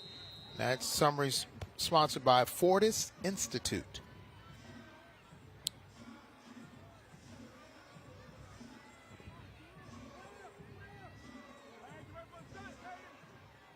So now 1st and 10 inside their 20 at the 16-yard line. Keeping it on the ground. And they got some positive yards. Looks like close to another first down. Orijah Casey. Casey is as steady as they go.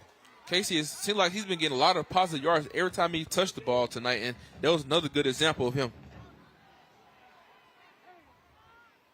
And 3 wide receivers now on that far side, with Kimbrough, the lone wide receiver, here on the near side.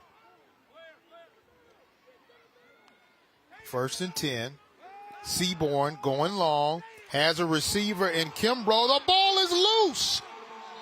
Hoover saying that they've got it. But Orijah Casey's right there. But no, they say that Hoover has it. Orijah's still fighting for the football. Wow. Now we got a player down. Looks like that's Joe Johnson.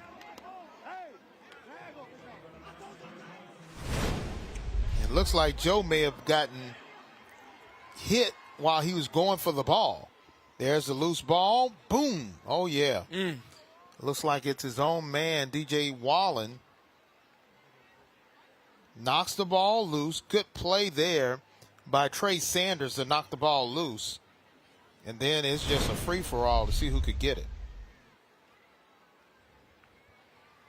Back to the drawing board for the Thompson offense. Now their defense is going to have to hold strong with the ball in great field position, as we still have a player down on the field with 6:54 left. And that's Big Joe Johnson, their big defensive lineman. 270 pounds.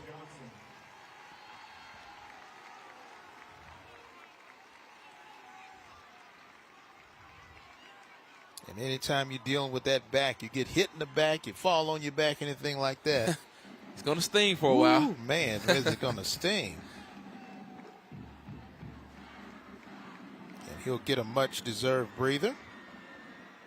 As now it's Caleb Freeman and the offense opportunity to see if they can take advantage of this short field. C.J. Cowley in the backfield along with Freeman. They sent Tab in motion, but it looks like it's a false start on the offense. Let's get the official call.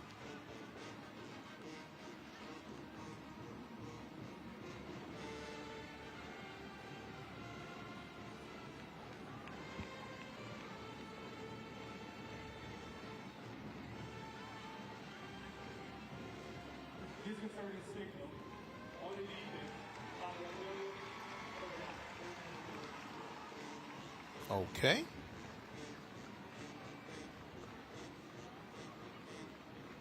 So instead of -5 yards, +5 yards now for Hoover. So now the Thompson defense got their work really cut out for them. Tab now goes in motion and cuts right back. And this one gives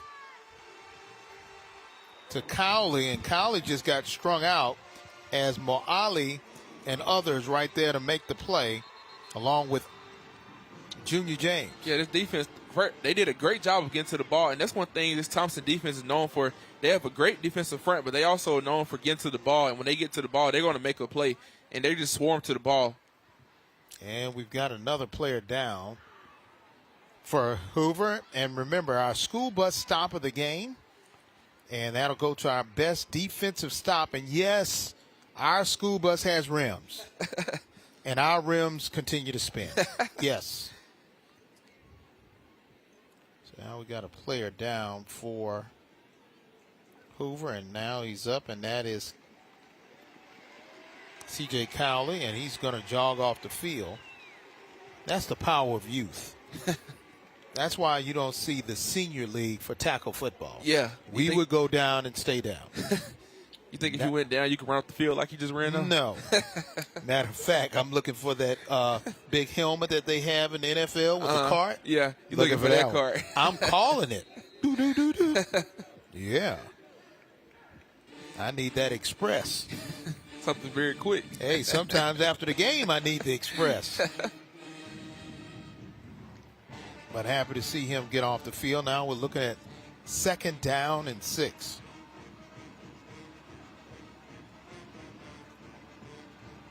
Now J.R. Mosley in at running back.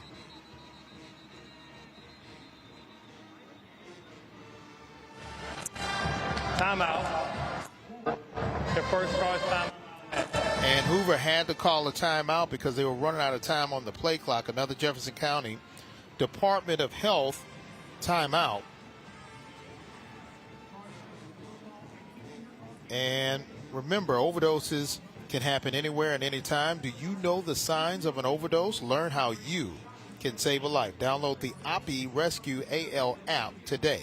Brought to you by the Jefferson County Department of Health. Now, if you are Thompson right now, your defense can hold if you make the right choices. Yeah. So what are you telling your defense right now if you're one of the coaches? Well, yeah, I think you need to be smart. You need to, first of all, watch the ball, but at the same time, you need to make good plays. Let's take a look at the region standings. Thompson is undefeated. Hewitt-Trussville started off red hot. They faltered a little bit at 3-2 in the conference play. Hoover 3-2, Vestavia 3-2, Prattville 3-2, and Hillcrest 2-3. So this is a key game if you want to stay up or go down in the standings. Freeman, bullet pass, finds his receiver in Purdue, and Purdue has enough for the first down. They'll move the chains. Yeah, it was a great pass, a great catch right there. And that's what, if you're Hoover, you want to find something that's going to work for you, is going to click for you. So hopefully that play right there kind of set them up for success right here. Continue on this drive. Another Children's of Alabama smile cam. Remember, Children's of Alabama, all for your one. And look at that sea of Hoover fans. Yeah, I don't know what that is. New Age baby fear doll. Here we go. 1st and 10 now inside the 20 at the Window World red zone. Going to go with the end around to Jonah Winston, and Jonah's going to drag a couple of Warriors with him. He gets inside the 10, close to another first down. Jonah is just explosive every time he touches the ball. Yeah, take a look at it right here. He's very explosive. I mean, whether he's getting the ball thrown to him and running right here in a play like that, he's going to make positive yards, and he's going to drag a few defenders with him as well. So he's going to be very physical. 2nd down and 1. They can get a first down without scoring. Trying to go on the inside into the end zone. Touchdown. J.R. Mosley, another City of Bessemer touchdown. And they are back on top. You can see how elated he is to help his Buccaneers get the lead again. Yeah, that was a very good outside zone play right there. He took the handoff, and he just plowed his way into the end zone right here. The offensive line did a great job of blocking. He bounced to the outside, a little stiff arm, and he just found his way into the end zone. Point after attempt is up and good. And the seesaw begins again. The 4-point lead returns to the Hoover Bucks off of the legs of J.R. Mosley, who scampers into the end zone. Stay tuned.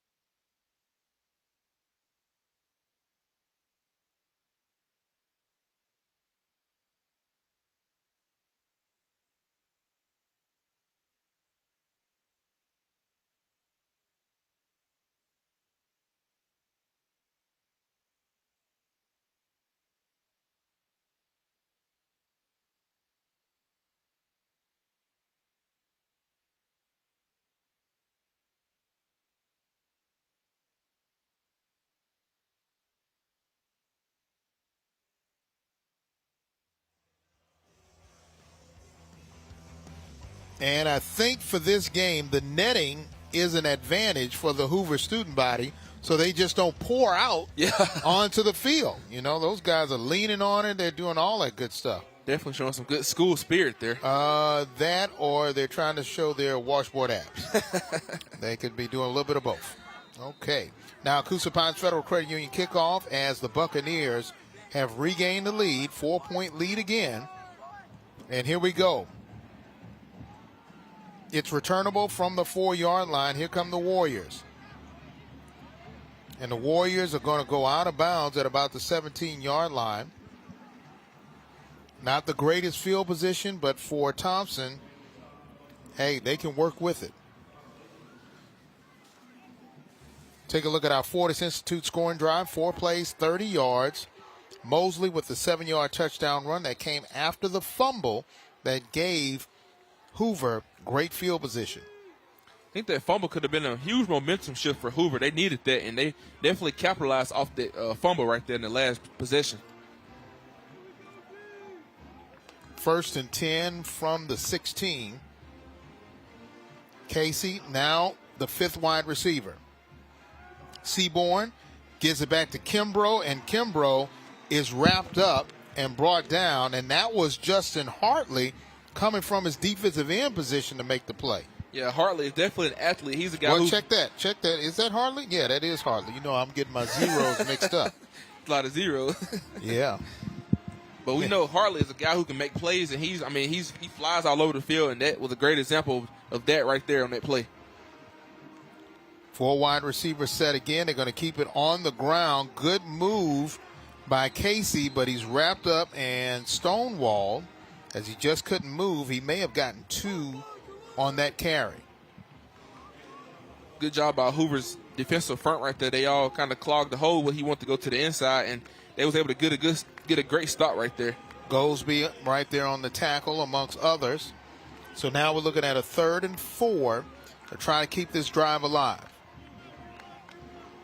4 wide receivers. Now in the backfield, K.J. Jackson.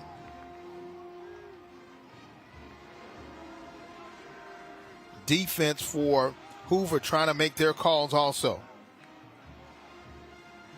Seaborn getting some pressure, makes the throw, reception made, enough for the first down. Good catch by Price Lewis, his first reception of the evening. One thing I noticed about Trent Seaborn, he's very poised and calm in the pocket, and he caught the snap with one hand, by the way, but he's going to make a play and still in that last play. He's just very poised and very calm in the pocket. Don't get overworked. He's going to make a great play. Out to the 35-yard line, 1st and 10 for the Warriors. Give to Jackson, and Jackson holds on to the football, may have gained nothing, got back to the original line of scrimmage. And once again, Justin Hartley makes the play. So now 2nd and 10.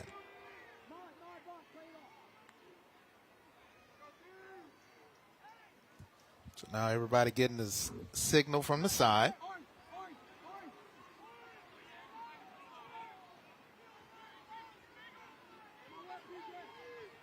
Ten seconds and counting on the play clock. They get it off. Seaborn. Oh, man, that one was just a little high for Price Lewis. Yeah, it was just overthrown a little bit and wasn't able to make the catch. But at the end of the day, he didn't lose any yards. Just threw the ball away, and he didn't get any yards right there on that last play. So now 3rd and 10 for the Warriors. They need to get out to the 46 for a first.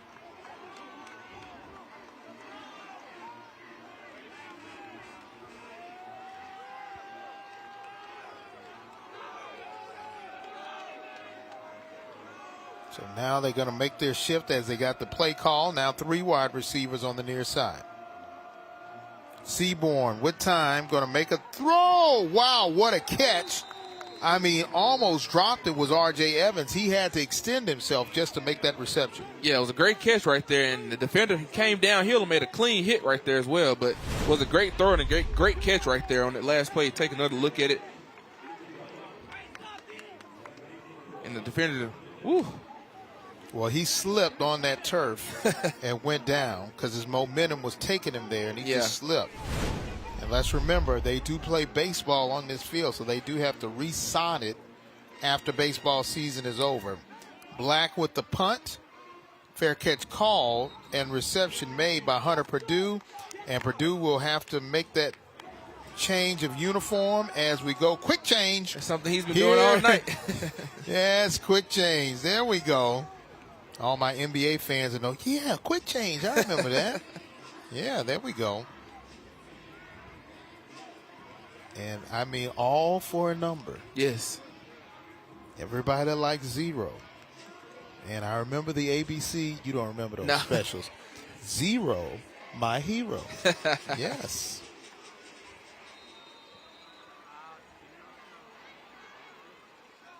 So 1:54 left here in the 3rd. Buccaneers trying to add on to their 4-point lead. Thompson trying to make a big play to get the ball back. Keeping it on the ground are the Bucks. And Cowley back into the game, but there's a flag. Check that. That is Keelan Jefferson with his first carry of the night.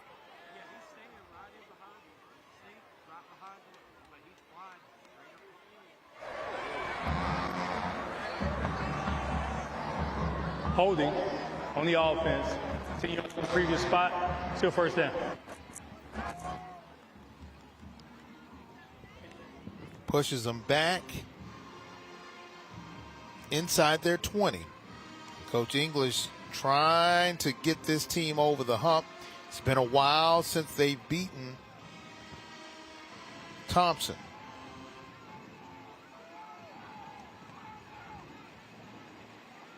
First and 20 from the 17.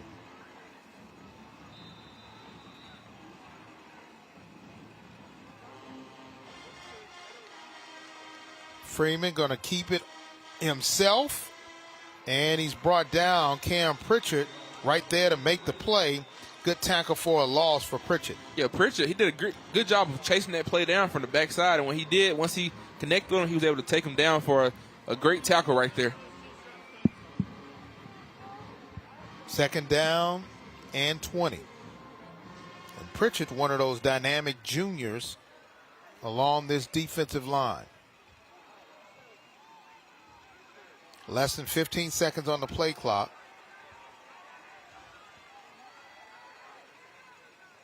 Babb in at quarterback.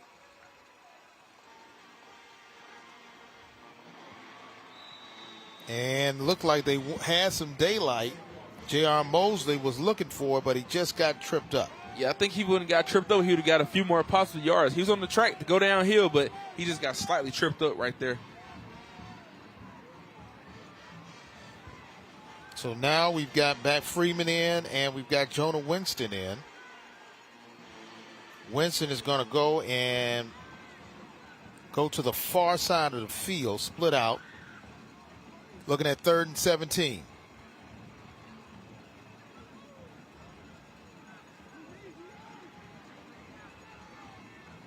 Less than 30 seconds to play in the quarter. Freeman with plenty of time, and he throws it and underthrows his intended receiver, which is Tab. Tab had to turn around, and it just wasn't a good pass.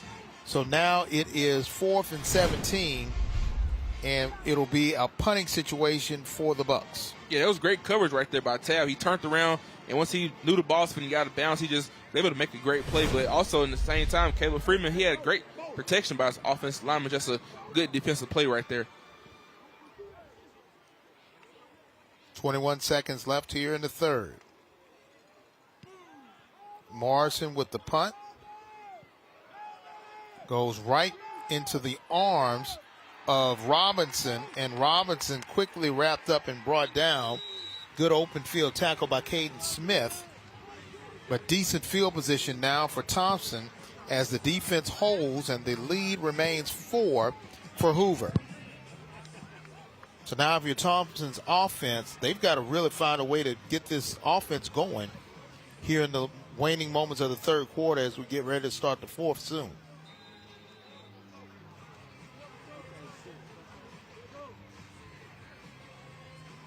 And here comes Seaborn on first down with 9 seconds left here in the third.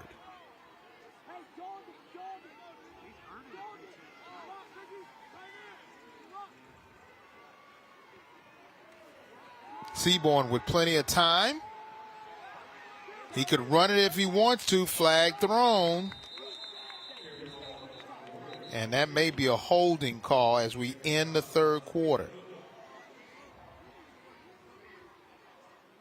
But let's see what the penalty is.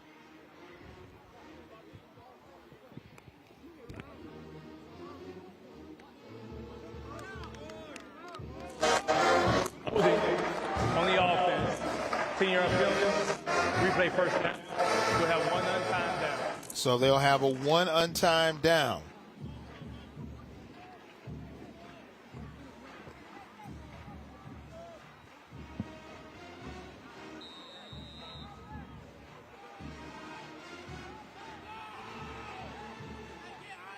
Seaborn with 3 wide receivers in a slot.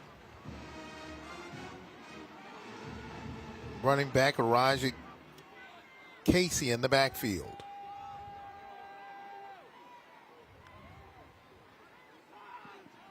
Seaborn finds a receiver. Oh, man, and he just got slung to the ground to end the quarter.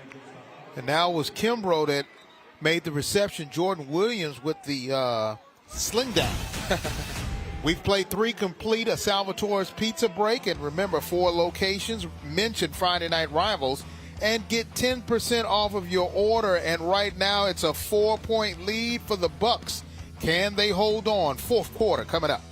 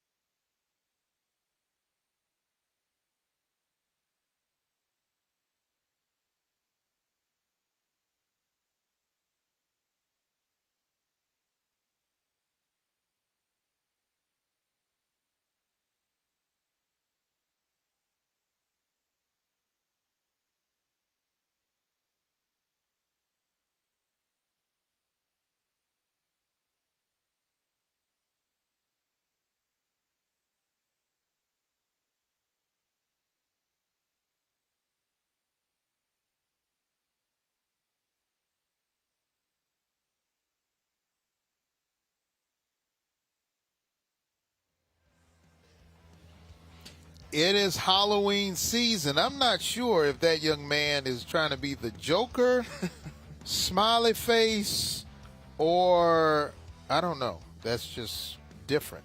All right, and remember, at the end of the game, we'll have our Drummond Company player of the game. And remember, with Drummond Company, you can nominate your teacher, ABC 3340, and you can nominate your teacher to receive an award. Here we go. Passing it. Seaborn makes a good play to start off the fourth quarter. Reception made by Darian Mosley.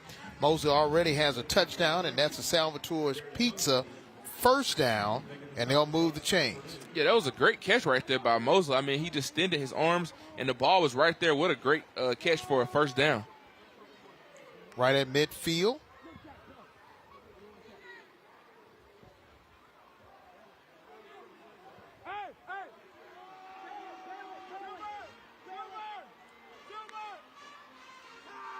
Seaborn. And another reception. And this time, this one goes to Dedrick Kimbrough. Let's think about this offense is they have a lot of offensive weapons, and it's showing tonight. As you see right here on this play right here, he takes the snap, being patient. He threw it to the receiver right there, stayed in bounds, caught the ball, and eventually got out for the first down.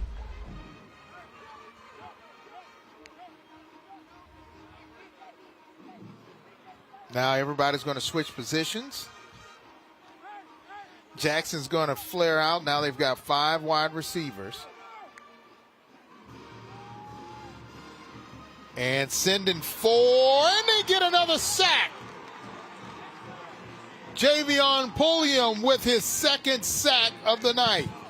Great pressure right there by Javion Pulliam. I mean, he was able to get to the backfield and create pressure on the quarterback. And once he got back there, he was able to get a sack right there. You see right there was relentless, didn't give up on the play. It was able to take Trent Seaborn down for a sack. What a great play.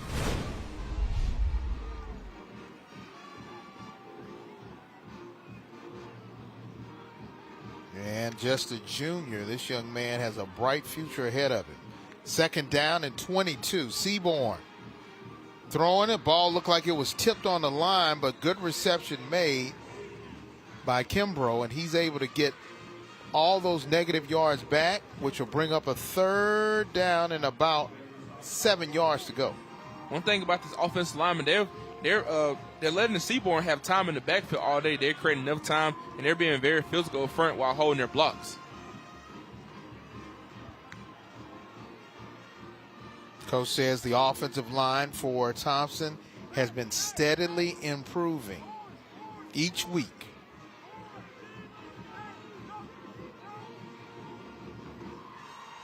Third down. Seaborn getting some pressure. Pulliam just misses him. Catch made by Kimbrough. His forward progress will be enough for a first down, and they'll move the chains again. Another Salvatore's Pizza first down. You see Coach Freeman, he's constantly trying to coach his players up.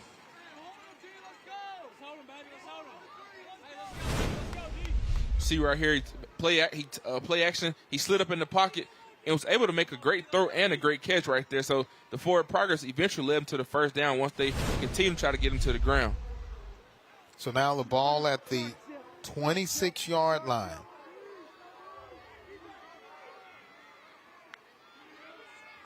Seaborn finds a receiver wide open. Does he make it into the end zone? No, he steps right out of bounds. Darian Mosley was just right there. He just could not keep his feet in bounds. But it looks like he had enough for the reception. Yeah, it looked like he tried to find the end zone, but you got to look the ball in and catch it in first. But if he would have caught that and went on to the end zone, it would have been a touchdown. But was a good throw right there. It was wide open, by the way. And he just couldn't hold on to the ball before he stepped out of bounds. Makes the catch, and yeah. Officials right there say he's out of bounds. They're going to keep it on the ground, and the defense was ready to sniff that one out. And that was a good job by the Bucks, and Jared Goldsby once again makes a play. Jackson on the carry. He'll go to the side.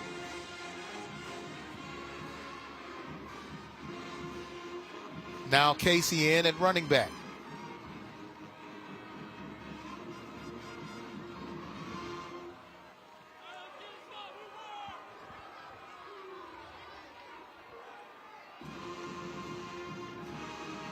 Second and goal now for Thompson. Trying to find somebody in the back of the end zone. He had Elijah Casey and just a little bit too high. Wow, would have been a beautiful catch and a beautiful throw if he was able to just hold on to it and complete it. But he just overthrew him just a little bit. To take another look at it right here. Oh, he got away from the sack, by the way. He just overthrew him right there in the end zone, but tried to catch it, but he just can't hold on to the ball. Third and goal now for the Warriors.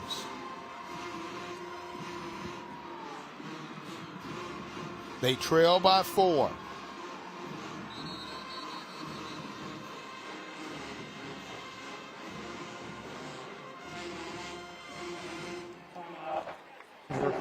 Hoover calls a timeout, their first timeout of the half. Remember, it's the Jefferson County Department of Health timeout. And remember, an overdose can happen anywhere and anytime. Do you know the signs of an overdose? Learn how you can save a life. Download the OPI Rescue AL app, brought to you by the Jefferson County Department of Health. I think this may be time for a coach's call. RJ, what do you think? Well, I think, you third down, you have a few yards to get in the end zone. I think you just try to try to run any play right here to just get you in the end zone, whether you're throwing the ball or running the ball. But, tonight they've been very efficient in doing either or, so you just have to be smart right here and see what the defense giving you. Try to get in the end zone right here. Let's take a look at the play that set up the yard situation where we are. The reception looks like, was it made or was it not made? And he's bobbling. Oh, man, he lost the football. Mosley lost control of that football and it went out the end zone. So, not sure if it's a touchback or not, but it should be a touchback because the ball went out of the end zone. Yeah.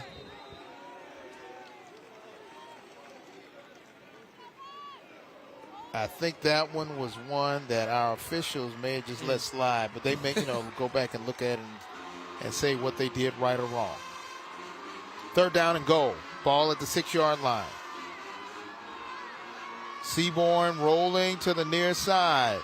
Throwing to the back of the end zone, and it's a jump ball. Is it a catch or an interception? They're fighting over the football.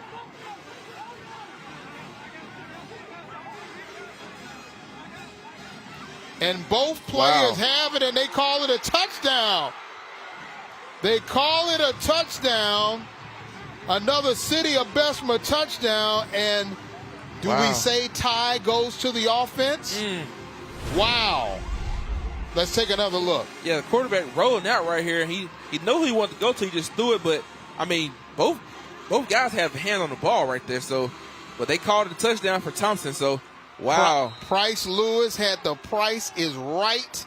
Jackson Lassiter are right there. Now, it looks like Lassiter had his hand on it, but Price had his arm on it. Yeah. And the point after attempt is good. No instant replay during the regular season for high school football. And just like that, 3-point lead back in favor of Thompson. And you see Seaborn throw it. And a lot of people debate this going on. It's a jump ball, and it's tied up. Stay tuned.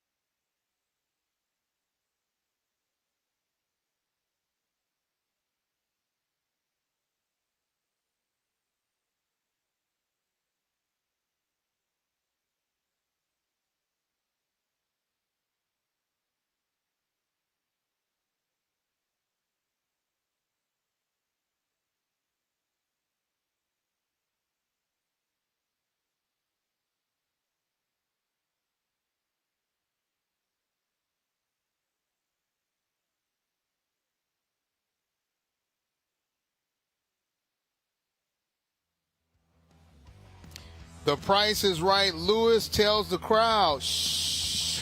The tie goes to the offense. Thank you.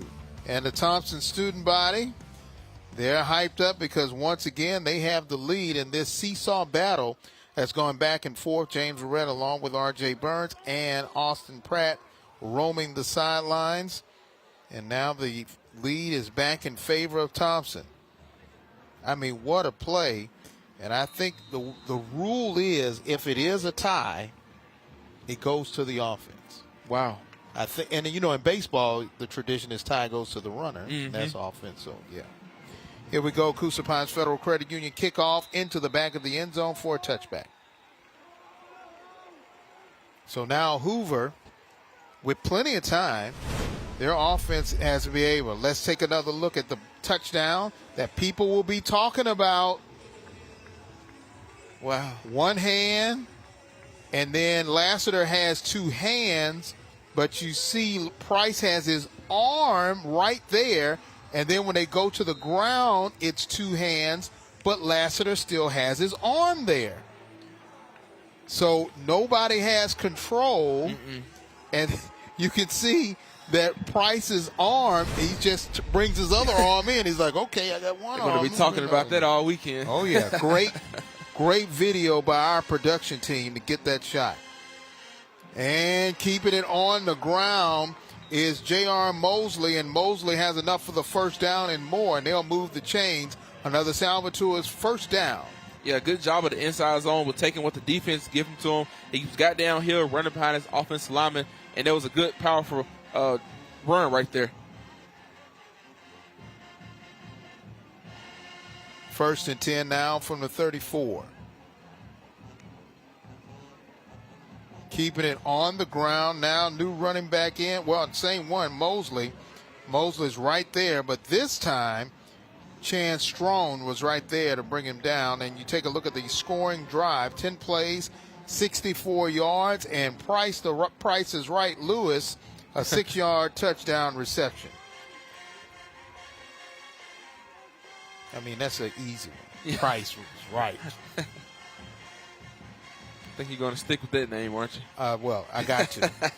I got to.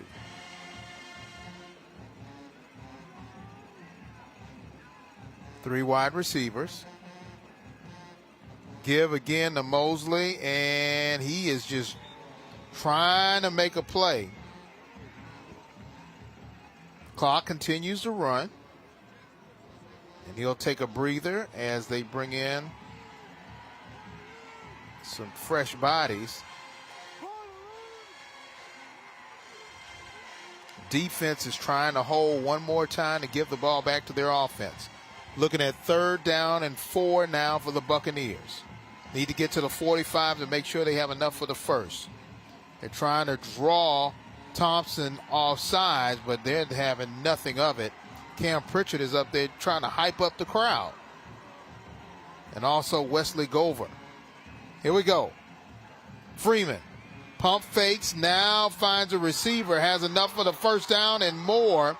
Here comes Hunter Purdue.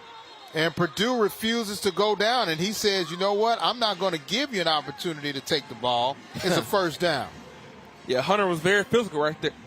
Another Salvatore's first down, and they'll move the chains. 6:55 left here in regulation. Clock continues to run.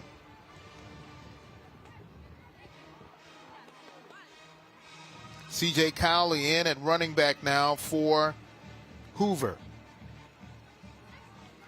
Purdue goes in motion. They're going to give it to their young upstart running back Cowley, and he's able to get some yards and get 1 yard shy of the first down. Hoover, they have a momentum going right now, and they're being very successful keeping the ball on the ground right now, and this is something that they've needed, and right now it's working. I mean, they're doing some explosive things, and the offensive linemen are blocking very well, and they just continue to find success.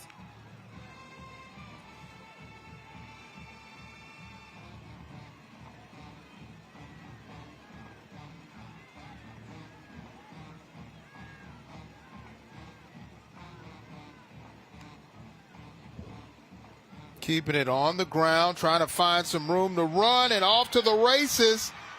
One man to beat. He tries to cut the corner and gets knocked out of bounds just a yard short.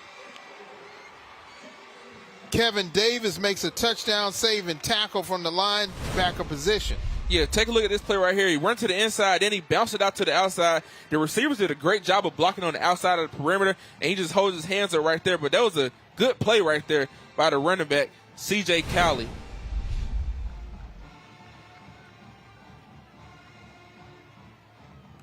First and 4. Call it first and goal. They're at the 4-yard line.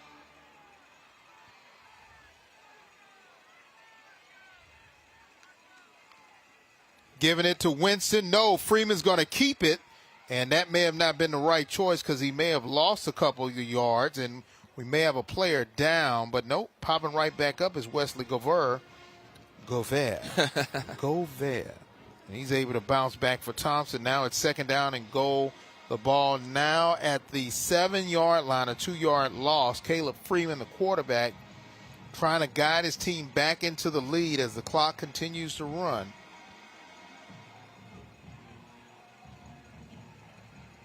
Three wide receivers. We've got Winston split out along with Hunter Purdue right here on the near side. Giving it to Cowley and brought down. Good tackle by Pritchett. But Pritchett may have to leave a play. He lost that helmet. Yeah, he's got to go. You got to go. And he's running off to the side.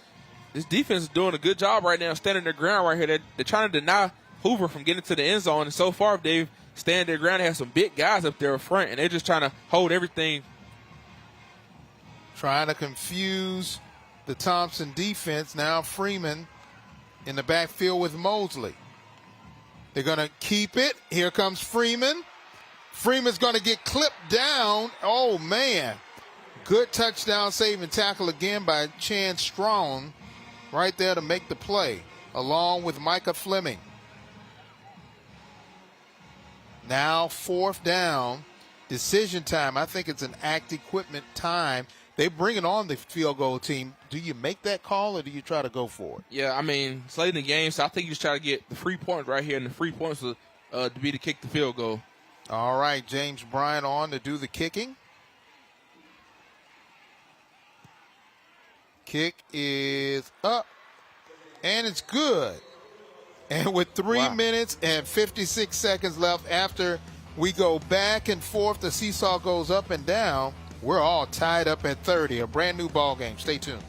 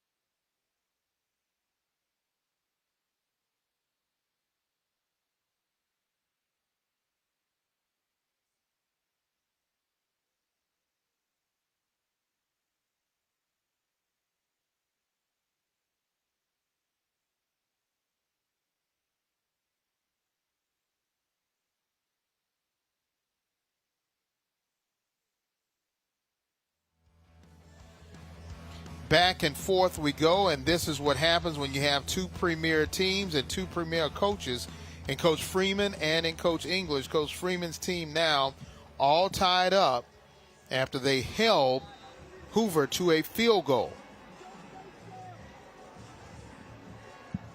And now James Bryant will have the Coosa Pines Federal Credit Union kickoff. And this one is returnable. And stumbling but keeping his feet on the return is Moore. And Moore is able to get out to about the 23-yard line. But we do have a flag all the way back. Like it's two of them. Yeah, it looks like it's, well, that one may not be a flag. But that's all the way out to the 13-yard line. During the return, illegal block in the back. Averages to the goal, first down. All right, now it'll push them back a few. Let's take a look at what Thompson was able to do on their last drive. Seaborn throwing it long, finding a receiver, and that was the controversial play. it looks like he threw the ball. Mosley threw it in, and then on the touchdown, it just got down to who had the biggest hands and arms. And in the end, it was Price Lewis. The Price is Right. Here we go. Trying to keep it on the ground is Thompson. They're trying to eat up some clock but move the ball down the field. Elijah Casey, they're on the carry. Yeah, they're going to do a good job of eating clock, but at the same time, they're going to get positive yards. And they've been doing a good job all night of running the ball. They have 2 running backs in the backfield, so they have to continue to do this if they want to come out successful for tonight's game. Now, this drive has started inside their 10 from the 7-yard line with 3:20 and counting left to play. The game's all tied.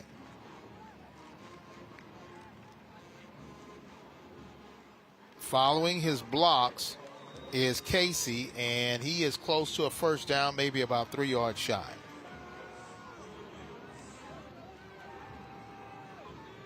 Now less than 3 minutes to play. Jordan Williams was there to make the tackle for Hoover. Now it's 3rd and 3. Key third down here.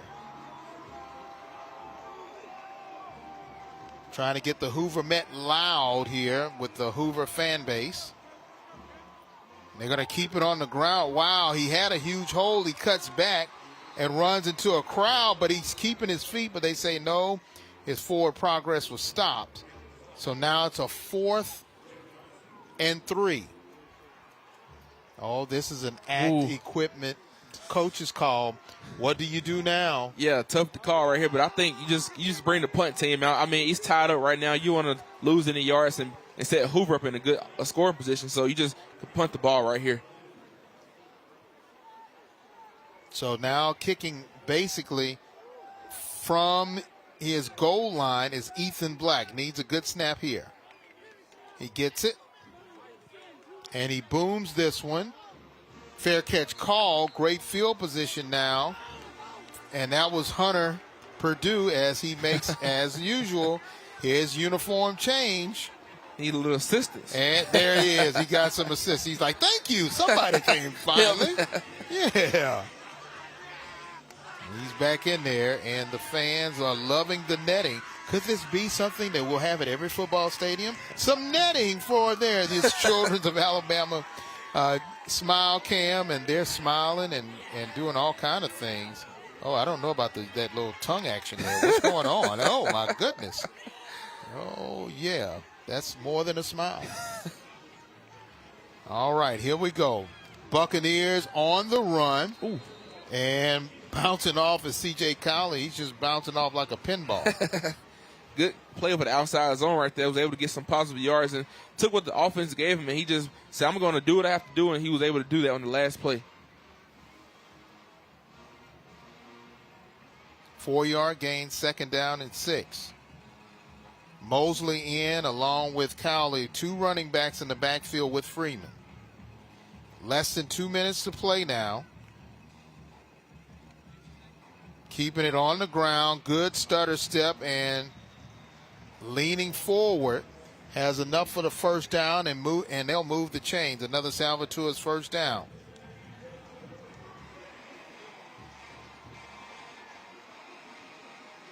Now inside the 40, the ball at the 38.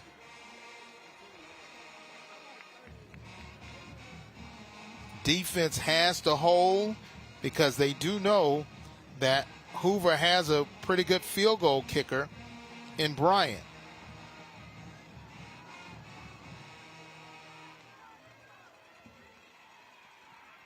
Keeping it on the ground is J.R. Mosley.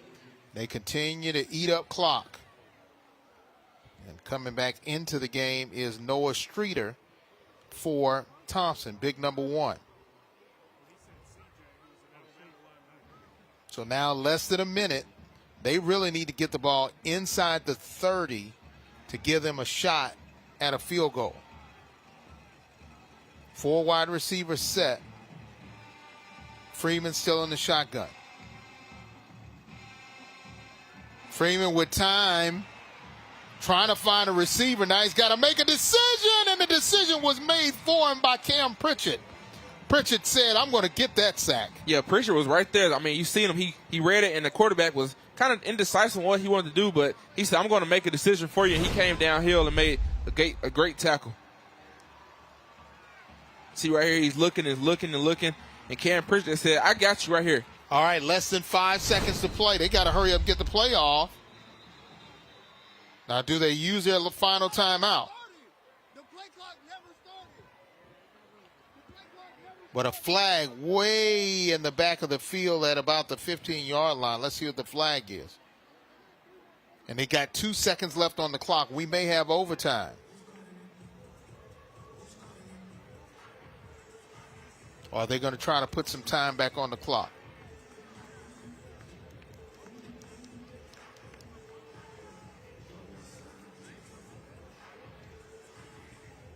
Officials are just trying to converse to see exactly what the official call will be.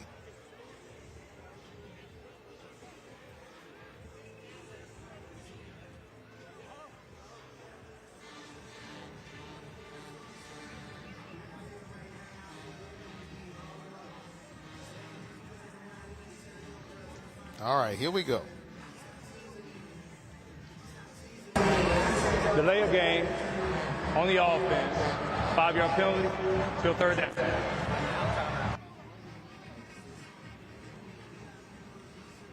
So now Hoover's called a timeout. That's their final timeout of regulation. We've got 2 seconds left. So now if you're Hoover, do you go for the long pass into the end zone? Do you do a swinging gate? Do you do a pitch play?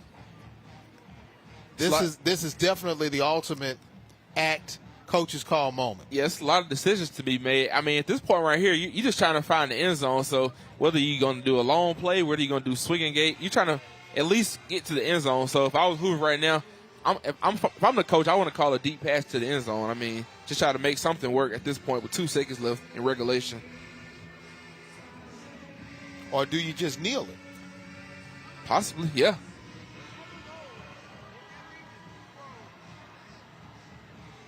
So now for Coach English and his staff and for Caleb Freeman, the quarterback, it's decision time. 3rd and long, 2 seconds left on the clock. We're all tied up at 30. For Hoover, they're looking for their 5th straight win. For Thompson, they're looking to remain undefeated in region play. So now Coach Freeman is having a conversation with the officials. Most likely trying to figure out what are the scenarios. What is it that I can choose from?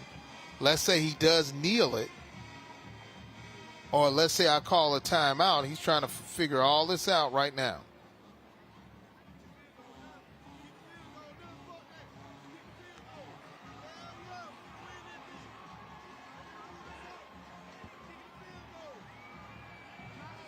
And the fans are trying to really get everybody fired up. And here we go. It looks like it may be a victory formation. And if that is the case, no, it's going to be a field goal. This is going to be about a 54-yard field goal. Let's see what the call is. They're going to put some time back on the clock.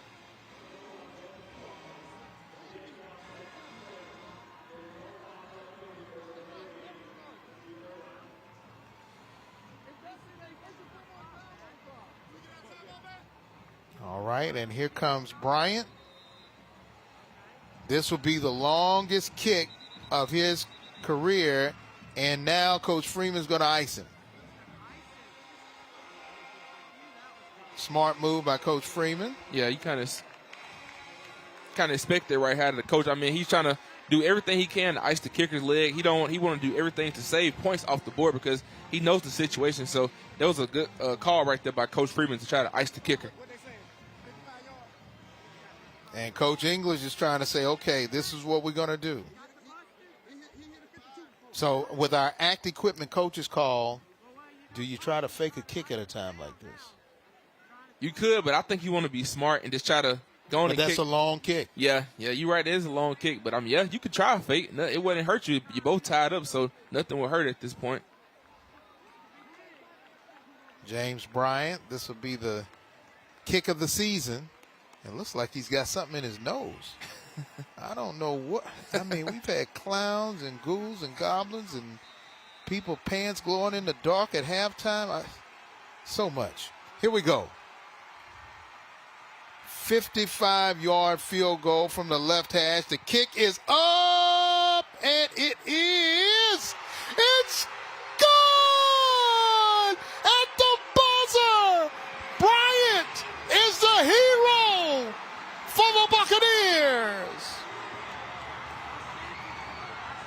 Wow. Unbelievable. Wow.